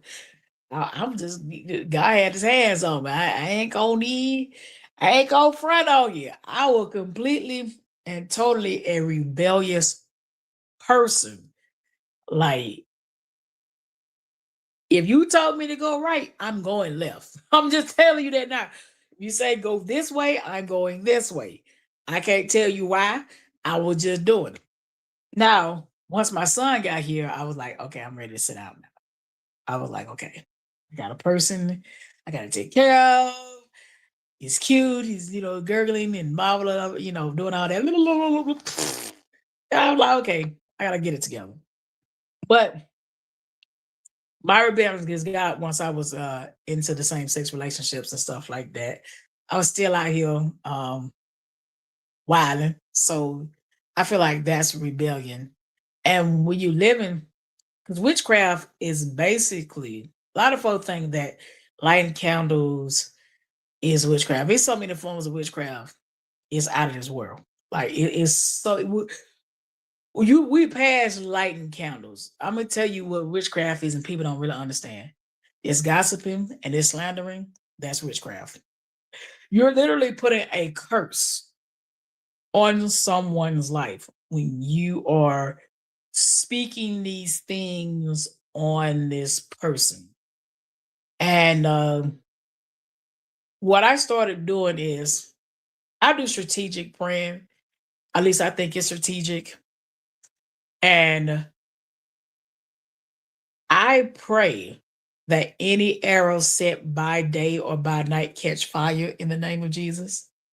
I also pray that any witch or warlock that have me on their altar, let their altar catch fire in the name of Jesus. Although if you got me on your altar, it's not gonna be a good ride for you. I always say if you speaking hexes, vexes, and curses over me, let your curses stay in the room with you. Oh, it goes down. You speaking over me, you can keep your curses. Keep them. Them curses gonna stay right there with you. That's how I pray. Manipulation is definitely witchcraft because you're trying to control an outcome. To control it is a form of witchcraft too. You're trying to control. So lying and manipulation is witchcraft because you are putting the blinders on someone. You're trying to make someone do something that they wouldn't normally do. You're trying to convince someone that red is blue, blue is red. That's full-blown witchcraft. You ain't got to go get no herbs. You ain't got to get no candles. You ain't got to wake up 3 o'clock in the morning to be a witch. and that's it. You all witness witchcraft first hand. Anybody that's lying is witch. Smiley, what's up? He said, I fell asleep waiting for this one, but I'm going to kiss the replay. Smiley, get up. Get up. So, manipulation. So, think about this. When someone's doing witchcraft, they are using the spiritual world to get what they want, right? So, it's no difference than me coming here and I come on here and be like, sunflower did this, did that, this, did this, that, this, and it's not true. That's witchcraft because I am trying to get people to look at sunflower in a certain way. That's mind altering. Lying is mind altering. Gaslighting is mind altering, and that's why it's witchcraft. Another form of witchcraft is selling drugs. That's sorcery. And let me tell you about this time. I was pregnant.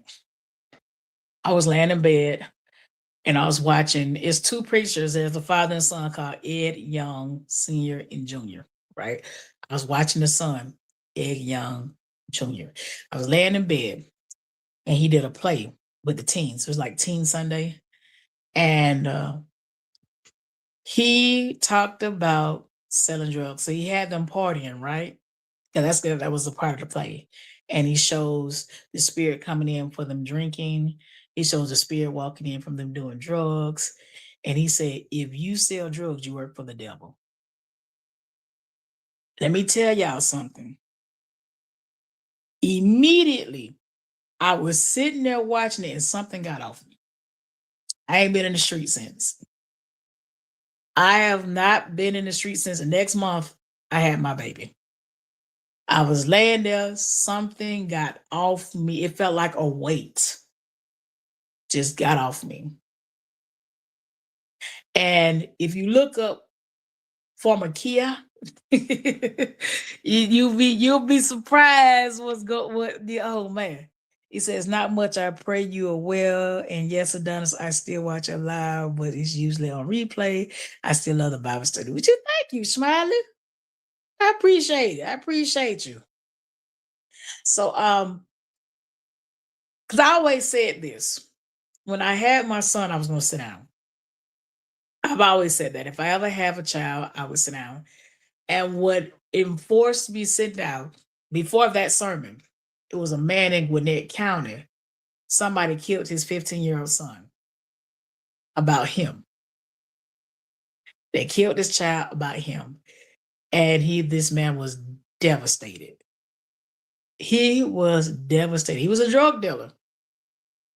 But they killed this son.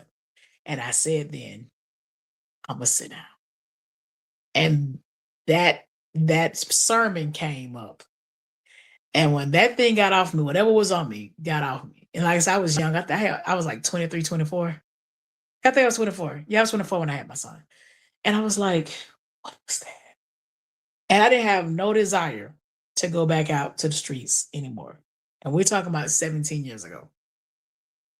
This happened 17 years ago. So when I say it's witchcraft, it's a spirit on them drugs, I would never forget.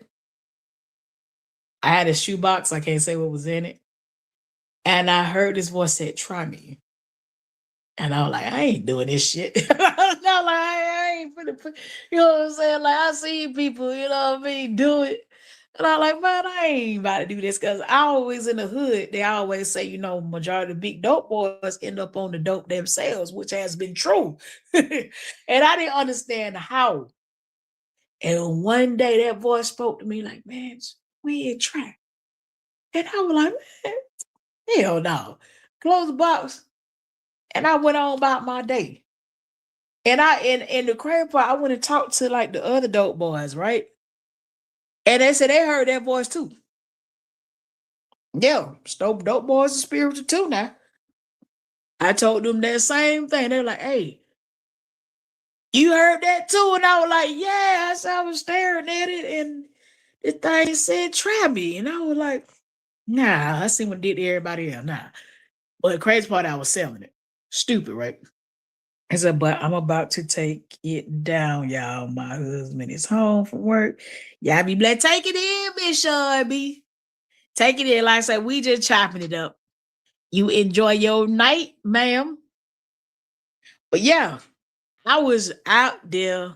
But I'm telling you, if you ask other dope boys about that voice, they gonna say they heard it. They gonna say they heard it. I promise you, I thought I was losing my mind. And I was like, I know this thing ain't talking to me. I smoked my little weed, but when I heard that, and I went to talk to come on, boy, they were like, yeah, I heard that too. And they're like, just don't do it. And it's sure enough, just about every dope boy you know, do the drugs they sell. Don't get it twisted. The devil got more way to get you. Is the drugs are addicted, the money is addicted, the streets is addicted, and they're hard to get out once you get in. So definitely it's easy to be under the sin of witchcraft. Try your best to get from under it. Try your best. Try your best. Spiritual warfare. Now, this is the thing that I tell you this. I'm thankful for a praying mother. I had to give it to my mama.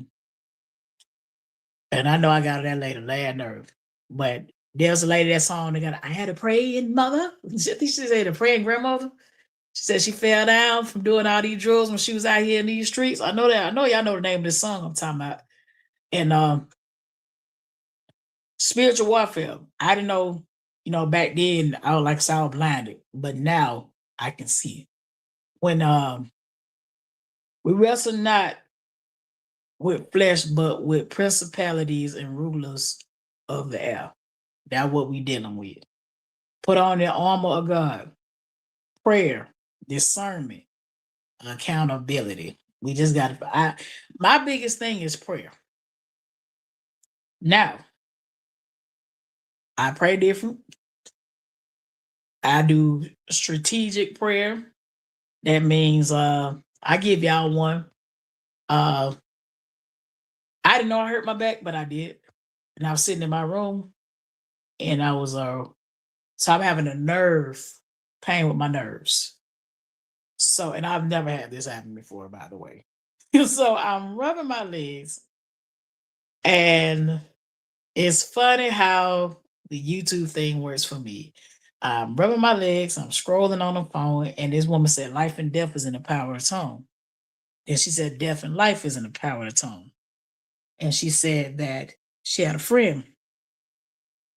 She said, "You could speak death over something too." And she started speaking death over a tumor.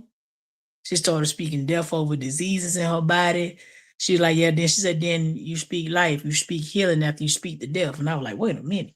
That did it for me right there. I was like, whoa. So I spoke death over diabetic nerve pain, death over diabetic nerve pain, death over back pain, death over diseases in my body. And then I started speaking the healing. And do you know that I am healing? Yeah. Yeah. Like that, like sincerely, it works. That's the best medicine outside of the pill is prayer. I urge you to pray. If you're having any kind of ailments in your body, speak death over that disease. Death to high blood pressure, death to diabetes, death to cancer, death to indigestion, death. I mean, just you go in. I believe that you speak it. So there's, I think it's Mark 11, where Jesus was walking and he cursed the fig tree, and they asked him how he did it, and he said, "You can do to this mountain as I did to this fig tree. If you tell the mountain to throw itself in the sea, it must obey." When you pray, believe that you received it and you will have it. That's it. That's all. That's it. That's all. See, that verse is more about you than it is about anything else. He spoke to the fig tree and told it to die, and it obeyed. So that's the same thing with any type of diseases, ailments in your body. It must obey. Anything you ask in Jesus' name, he said he will do for the glory of God. He said he will do it. So it must obey. So that's what I did. And when I tell you, I feel so much better. So much better. I and then the same verse came up on my TV, which is funny. Like that, like that's how God works for me. I be getting double confirmations. I might be sitting somewhere scrolling my phone, and I might go to my normal television here, and it'll show up there. Love it. I love how God worked with me and dreams. I love my dreams. I feel like when I get a dream, I just be feeling like, oh God, you talked to me today. I love it. Like I just, especially like when it's warning dreams, telling me what direction to go, stuff like that. Uh, but for the most part, I enjoy because I feel like the Holy Spirit is with me when I get a warning dream. It's like, yeah, that's I promise you that's my go-to. And now that I'm able to get visions, I've been had visions, I just didn't know what they were. So I get visions. Um, I learned it to listen to the still voice. Angels do minister. Angels do minister to you. That's one. And you just use all that. That's part of spiritual warfare. I'm hearing you can command angels. I'm trying to find it in the Bible, but I heard that you can. But for the most part, I pray mightily over myself, especially since I got in this space where you have so many access to so many people. He said that's one of the scriptures that explains the meaning of faith Without works is dead. The works here truly is believing. Yeah. Smiling. As a matter of fact, Hebrews, I think it's Hebrew 11. It's famous. It's what faith really is. Let me see. Hebrews 11. Hold on. Okay. I'm gonna read. I always read the NIV version. He said, "Good night, everyone. I have to put these children down for bed." Yeah, I'm giving y'all a little bit, just a little bit, while I get in there myself. Um, so Hebrews 11. This is the definition of faith. The true definition. A lot of folk done got into this manifestation thing, and the original book of manifestation is the Bible. That's the original. Don't debate me. Don't debate me. We're gonna read it. Now faith is confidence in what we hope for and assurance about what we do not see. This is what the ancients was commanded for. By faith, we understand that the universe was formed at God's command. Command is a verbal, right?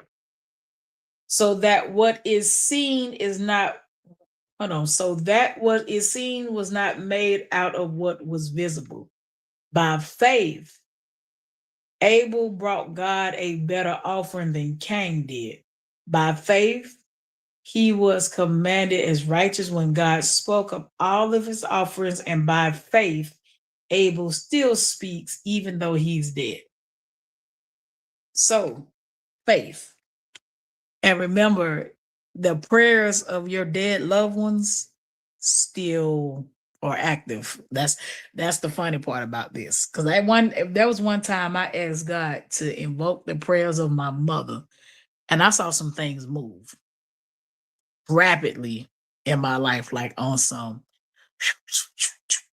and a good thing, because obviously my mom was praying protection over me because I was out here. But the prayers of the people before you are active. They active, y'all. So that's what faith is. Faith is the confidence in what we hope for and assurance about what we do not see. That's what faith is. That's all I got for faith. I think there was one more. Was something else? It disappeared, but it came back. Now faith. Okay, and also another form of faith is saying things that are not as though they are. I don't know what verse that is in the Bible. It says, it's not saying things. Let me type it in Google. Saying things that are not as though they are. I'm going to find it in here.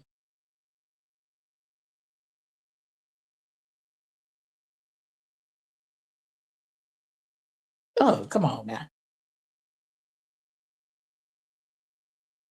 Saying things that are not as though they are. I'm going to find it. Speaking things that are not as though they are as faith. Romans, calleth those things which be not as though they are. That's Romans 4:17. That's faith. So, that's why I was like, in spaces like this, you have to, especially if you're like myself, a content creator or what have you, whatever you want to call this thing. You have to stay prayed up, because with that being said, if you're speaking things that are not as though they are, when someone lie on you, that's the same thing. You feel me? It's the same thing. So it's a double-edged sword. You got the faith end, and then you have the other end of it. So when you speak things that are not as though they are, I always speak positive over myself, positivity over my son, positive over my finances. I don't care what my bank account look like. I always speak positive over anything that I go forth and do. I keep God in my business. I'm gonna tell you that. And then also, I also take heed to warnings, right? Like I feel like this thing with my back was a warning from God. You know what I mean? Like it was to me, it was enough for me to be like, oh, let me sit down and think about some things real quick. And it's just sometimes you got to get that little flicker for you to get someone to sit down and think about some things. So, you know, for me, I always think of say even if I can't find my keys leaving in the house in the morning, or my car, my phone or something like that. I always think of it like this. It it could be saving me from something down the road. Being late could save me from something. Um, Sometimes when you're asking God to give you something that you're not ready for, it could bring harm. It says Psalms 103 explains about the ordering of angels. Their orders come from God. However, by our prayer and faith, God activates them to do his work in our lives. Quick breakdown. Okay. Cause uh on the smile, I heard people say, and I was like, I didn't know we could do that, but that makes sense to me that you talk to God and then God talk to them. Cause like I said, I couldn't wrap my mind around it.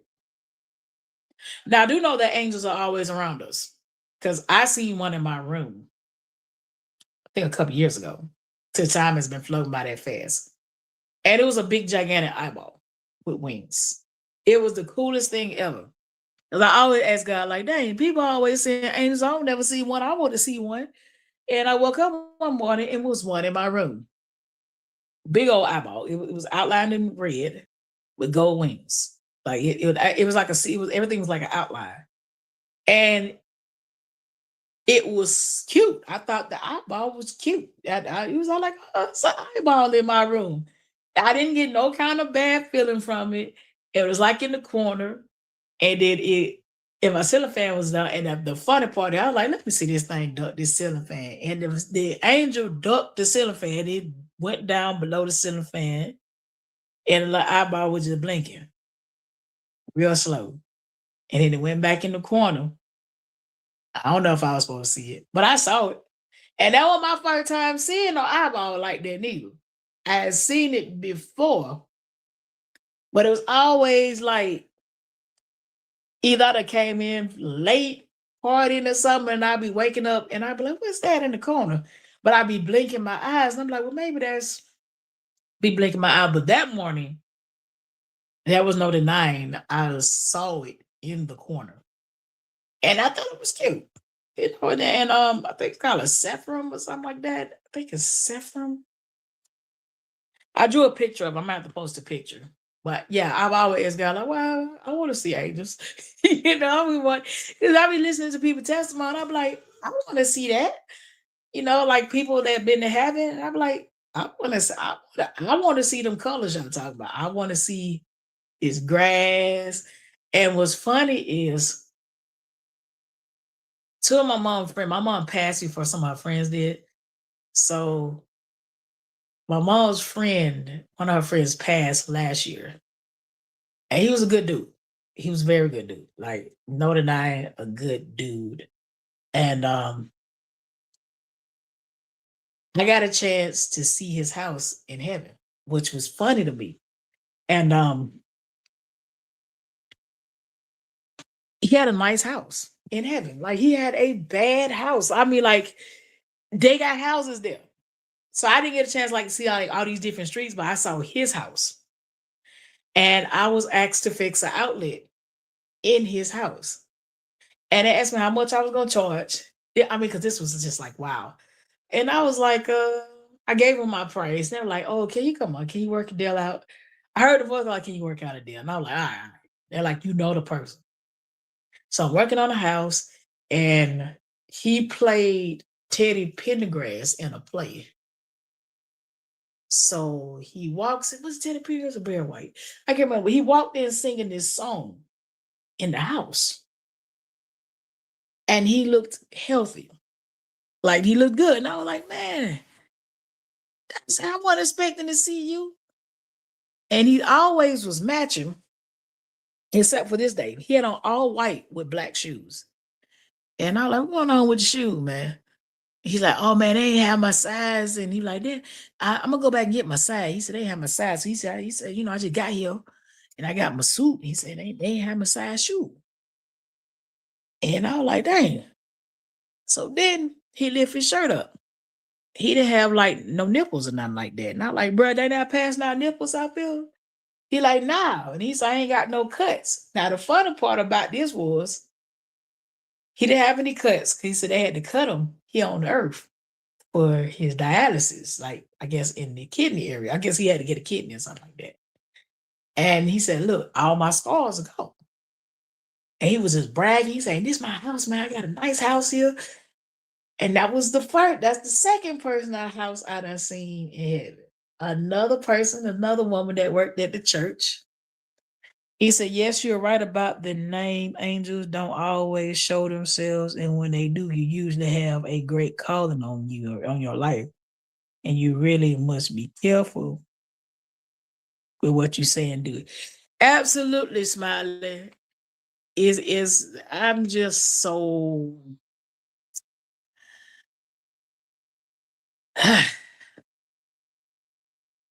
when you have like a calling, I guess like this, because I'm trying to find out what am I supposed to be doing?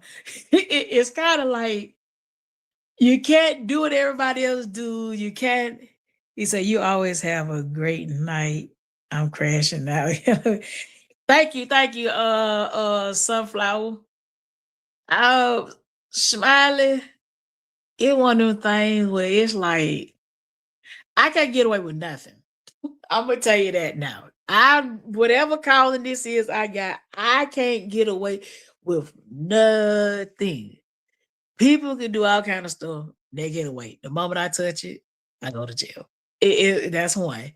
Um, I don't know exactly what I'm supposed to be doing, but I be trying. So I be hoping like I'm doing it right.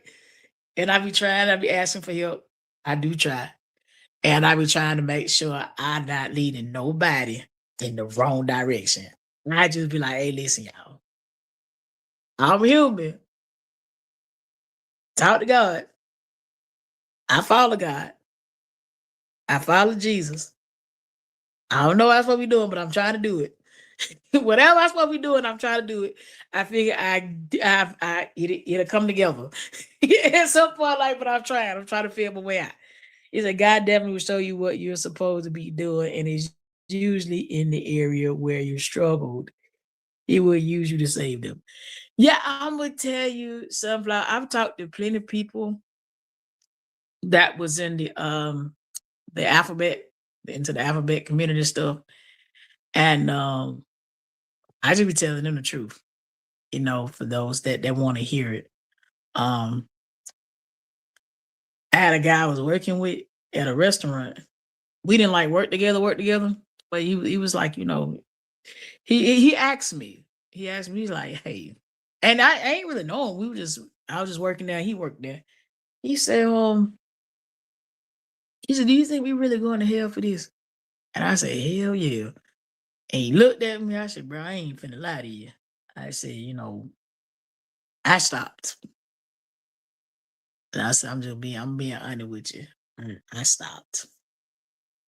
And he's like, I'm glad somebody told me the truth. I was like, yeah. I said, I ain't gonna tell you no. I said, that's the problem. People don't want to tell the truth. And I talked to him, and there's a couple that I had talked to just on Facebook.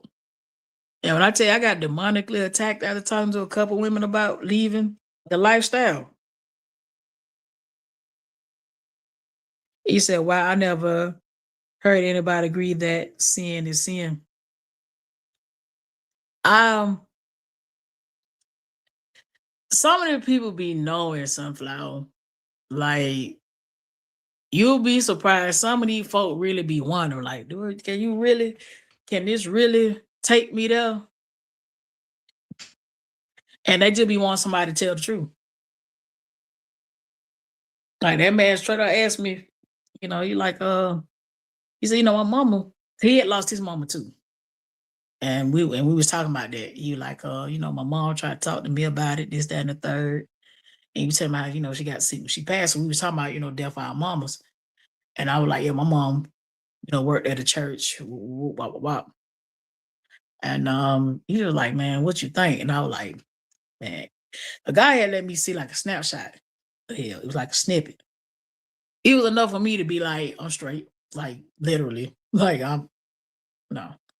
And the fact that people don't think it's a real location. And it's not even like me changing my life is more of wanting to obey God and loving God more than going to hell. Like, because there's plenty of ways to go. There's plenty of ways to go to hell. It is more way to go to hell than a little bit. But when you really like love God and really want to do right, you're gonna examine yourself and try to pivot. And the crazy part is that wasn't the hardest thing to let go. My mouth is a problem. I say now, stop leaving the scribbles alone and all that. That wasn't the problem. That was actually easy. I was like, shoot, that's all. He said, well, I always start with prayer. Please understand what I'm about to say is not for us to talk about just what had came to me. You can't respond to others in a fleshly way. You are a teacher. Yeah, Smiley, I try not to. He said that's powerful that you were honest like that up front instead of denying the truth. See, Sunflower, one thing I know, if I lie to that man, God got something for me. Because he asked. That was the reason why he asked me. And that was the reason why I was placed on that job. And I just had to tell the man the truth. Like, man, I said, bro, don't want to hear it, but that ain't the only way to go to hell, but that one of them. that one of them. Now it said you can't teach and you don't walk all the way. I know you understand what I'm saying. Yeah, Smiley, I get what you're saying, but this the thing. No, I'm gonna hit you with this one. To also teach, you have to tell the truth. Because a lot of teachers out here that are on the front street won't say nothing, but on the back street will cuss you slap out. So I was being as truthful and honest as I am. Now, this is my thing though. If you a teacher and you walking in the light, you wouldn't be associated with them folk either. I'm just being straight up facts. If you are walking in the light with God, you wouldn't surround yourself with darkness. So I get what you're saying, but also I'm gonna be honest with you. You be over there laughing and kick in with them folk doing that evil stuff. You got you got to pick. I ain't saying pick a chat. But what I'm saying is you can't expect me to allow someone to beat up on me. Now cussing them out. Now I didn't have to use profanity. I ain't have to use no profanity. That I didn't have to do, but I did. That I'm being just honest. Cause why cut the phone off and cuss these folk out? I just did the same thing. And I think that, when it come down to people following Christ or whatever, they want to give the aesthetics. He said, I had a friend who was raped and brought her to church, and the pastor used her vulnerability to seduce her. And I had to confront his spirit. Oh, Sunflower. Them be some of the worst. Let me tell you. There are ministers that do use women trauma for sex. They do it. They do it. There's some that'll find out a woman that's having marital problems, especially if her husband has been not faithful. and they seduce the women. They and now God gonna handle him now. Um, I will say it says I'm supposed to be going to sleep, and you got me over here like what we do. Yeah, we just keeping it. We just keeping it real. Sunflower, God gonna deal with that man. So when you take your powers and use them for such things, and I'm sure that's not the only woman he's done that to. They do prey on. It's a lot of ministers that prey on. And often another thing is they should never do counseling by themselves. I don't think a man should counsel a woman by herself and vice versa. I think somebody should always be there. Or same she should be getting counseling from his wife. You know, just be he said facts, but let God fight all your battles. I agree with that. Actually, I say, hey, but I leave when the mess starts because you're right. That's why I had to apologize to Katie because I was. Yeah, like like I say, Smiley, it's all, it's all cool here. But I ain't gonna lie to you and just act like I didn't have to, I spoke in the tongue that I knew at the moment, which wasn't right. It wasn't right now. Convicted, God definitely deals with me for being in mess. I mean, Smiley, it's easy to be in mess. Like it's not like it ain't like it's a hard thing. I mean, Black, can we be honest? Who don't like a little razzle dazzle?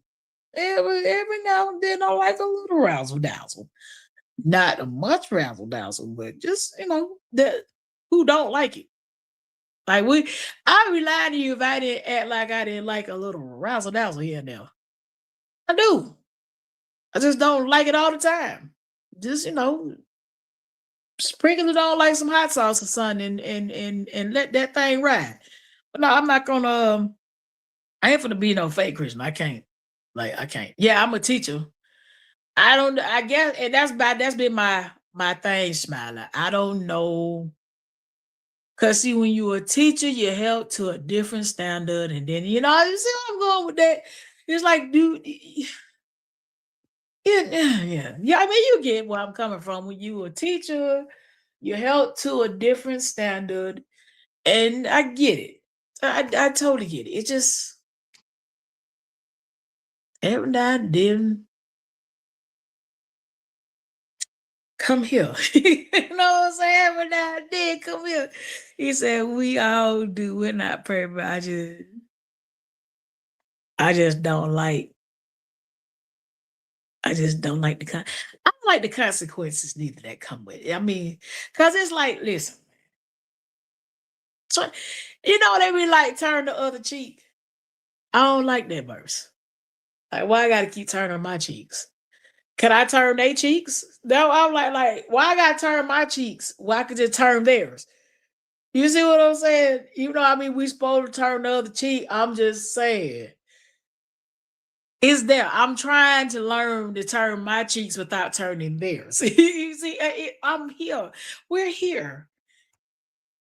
Because I only got two sets of cheeks. I got one here and one back there. I mean, I can't let you just slap all of them. You know what I'm saying? In certain parts where I'm just like, come on, man, why you got this here? You know what I mean? But I just being honest. I'm just being honest. Yeah, but I get it, Smiley. It's just that, when I be seeing it, people be like, don't respond. How? How do I supposed to not respond? Because I'm used to turning cheeks. I'm like, I'm used to doing that. You say, I get it. I love that you're truthful with your walk. I can't stand perfect Christian days. Because ain't no such thing, man. Listen, like Smiley, truth be told, if we saw the videotape of some of these people's lives, you'd be like, ain't no way.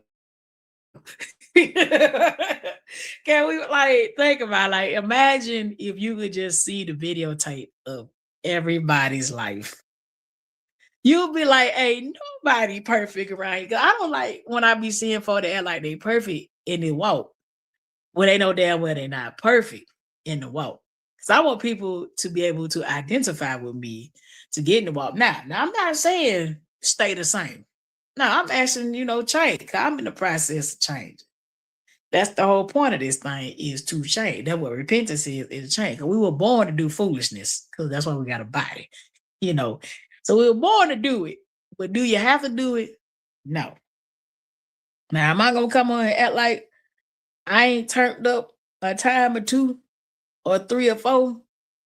No, I'm not gonna act like that. But some folk just act like, oh, you do this, you can't be a Christian, you do that, you can't be a Christian. It's one of them things where shoot, just don't willfully participate. Like there was a time when I was willful participating, but I didn't understand the concept of what I was doing. Now that I understand the concept, it's like now let me mitigate the behaviors. But back then, willful participation is like you go, God, I'm sorry, and you getting ready to hook up with somebody in the morning, or you finish make that play in 5-10 minutes. You know what you about to do. So with that being said, uh, you have to start making provisions for change. But I do want people to be able to identify with me and realize that you can come to Christ as you are now, because the purpose is to change. So you come as you are, and as you walk this walk, you will begin to change. But the way they're playing this out here is that you are finna make this overnight 5.2 second change, and it take a while.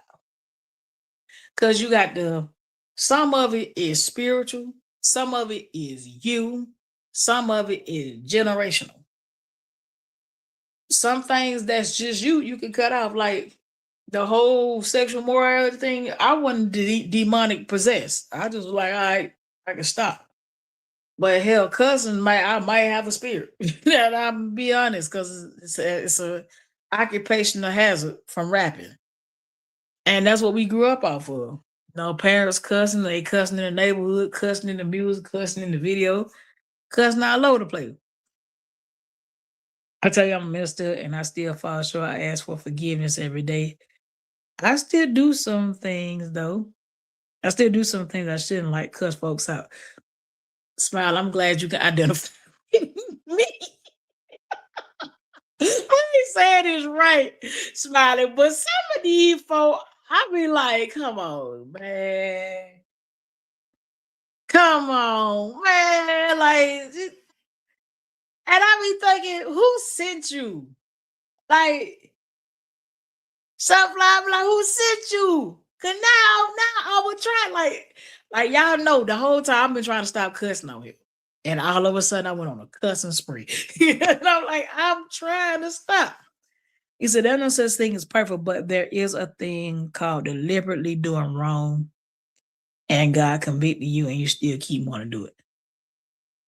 See, that's the scary part, sunflower. That's what happens when you catch a reprobated mind. And I don't want to catch one of those. I don't want to be sitting somewhere and God not talking to me. That's not what I want. That's not the smoke I'm looking for. I feel like that's hell already. If God ain't talking to you, you already in hell. Damn, that 30 minutes went by quick. I'm like, I'm gonna talk to y'all about 20-30 minutes more. And I looked up, the 20-30 minutes that went by. Yeah, it's like I don't ever want to be comfortable doing wrong. No. I went to a church some many moons ago, right? And it was a alphabet affirming church. And all I went at one time. I mean, and they could sing. The show was great. Here's where they lost me. When you're telling me I can live this lifestyle and I'm fine. That's where they lost me at. I always want to be told right or wrong. Don't affirm my foolishness. at all. Tell me I'm round. I promise you, I can accept it. We can talk about it. I ain't gonna cuss you out. We can sit down and talk about it, but just don't affirm my foolishness. And I felt like that church affirmed going to hell. And I'm like, not me, you won't. God is easy to talk to about and lose time. I've so Smiley, the funny part is my favorite time to talk to God is driving. I don't know why. It's something about that steering wheel on the highway that makes me want to talk to God.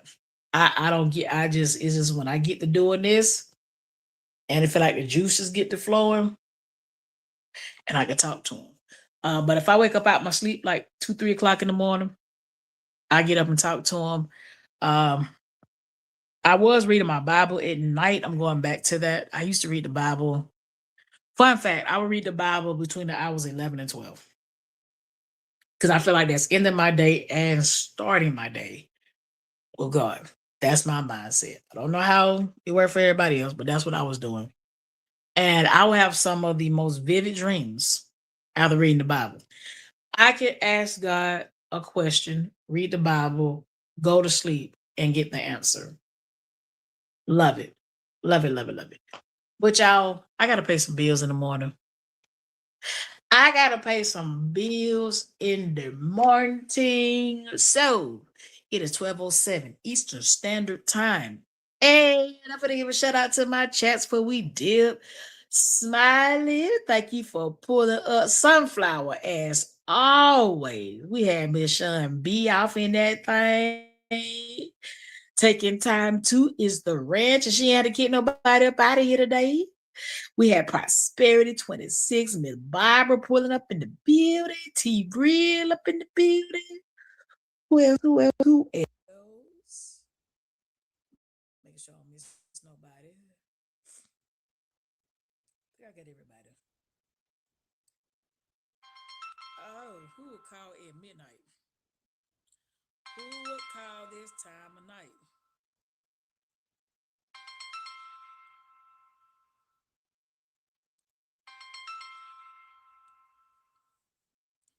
Yeah.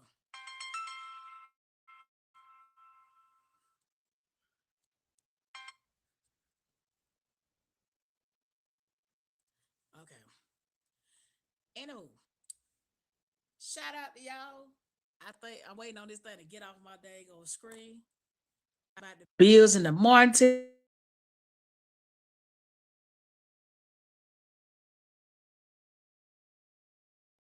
And subscribe. And peace out. See y'all later. Love y'all. Bye. I'm laughing at y'all niggas. Yeah. Yeah. Give it to me now. Y'all niggas real funny. Money Mafia taking over. Yeah. We clocking.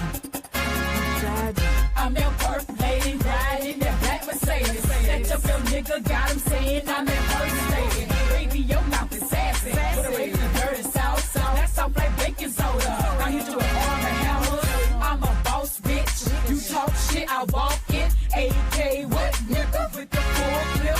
Things you dream about, I already did it. From the streets to cul-de-sacs. From dimes to pound bags. I'm bragging, but these are facts. I say, your head bobbing, I'm back. Man, you're robbing, I got these trucks knocking. I'm rolling that purple stuff and drinking that Grey Goose.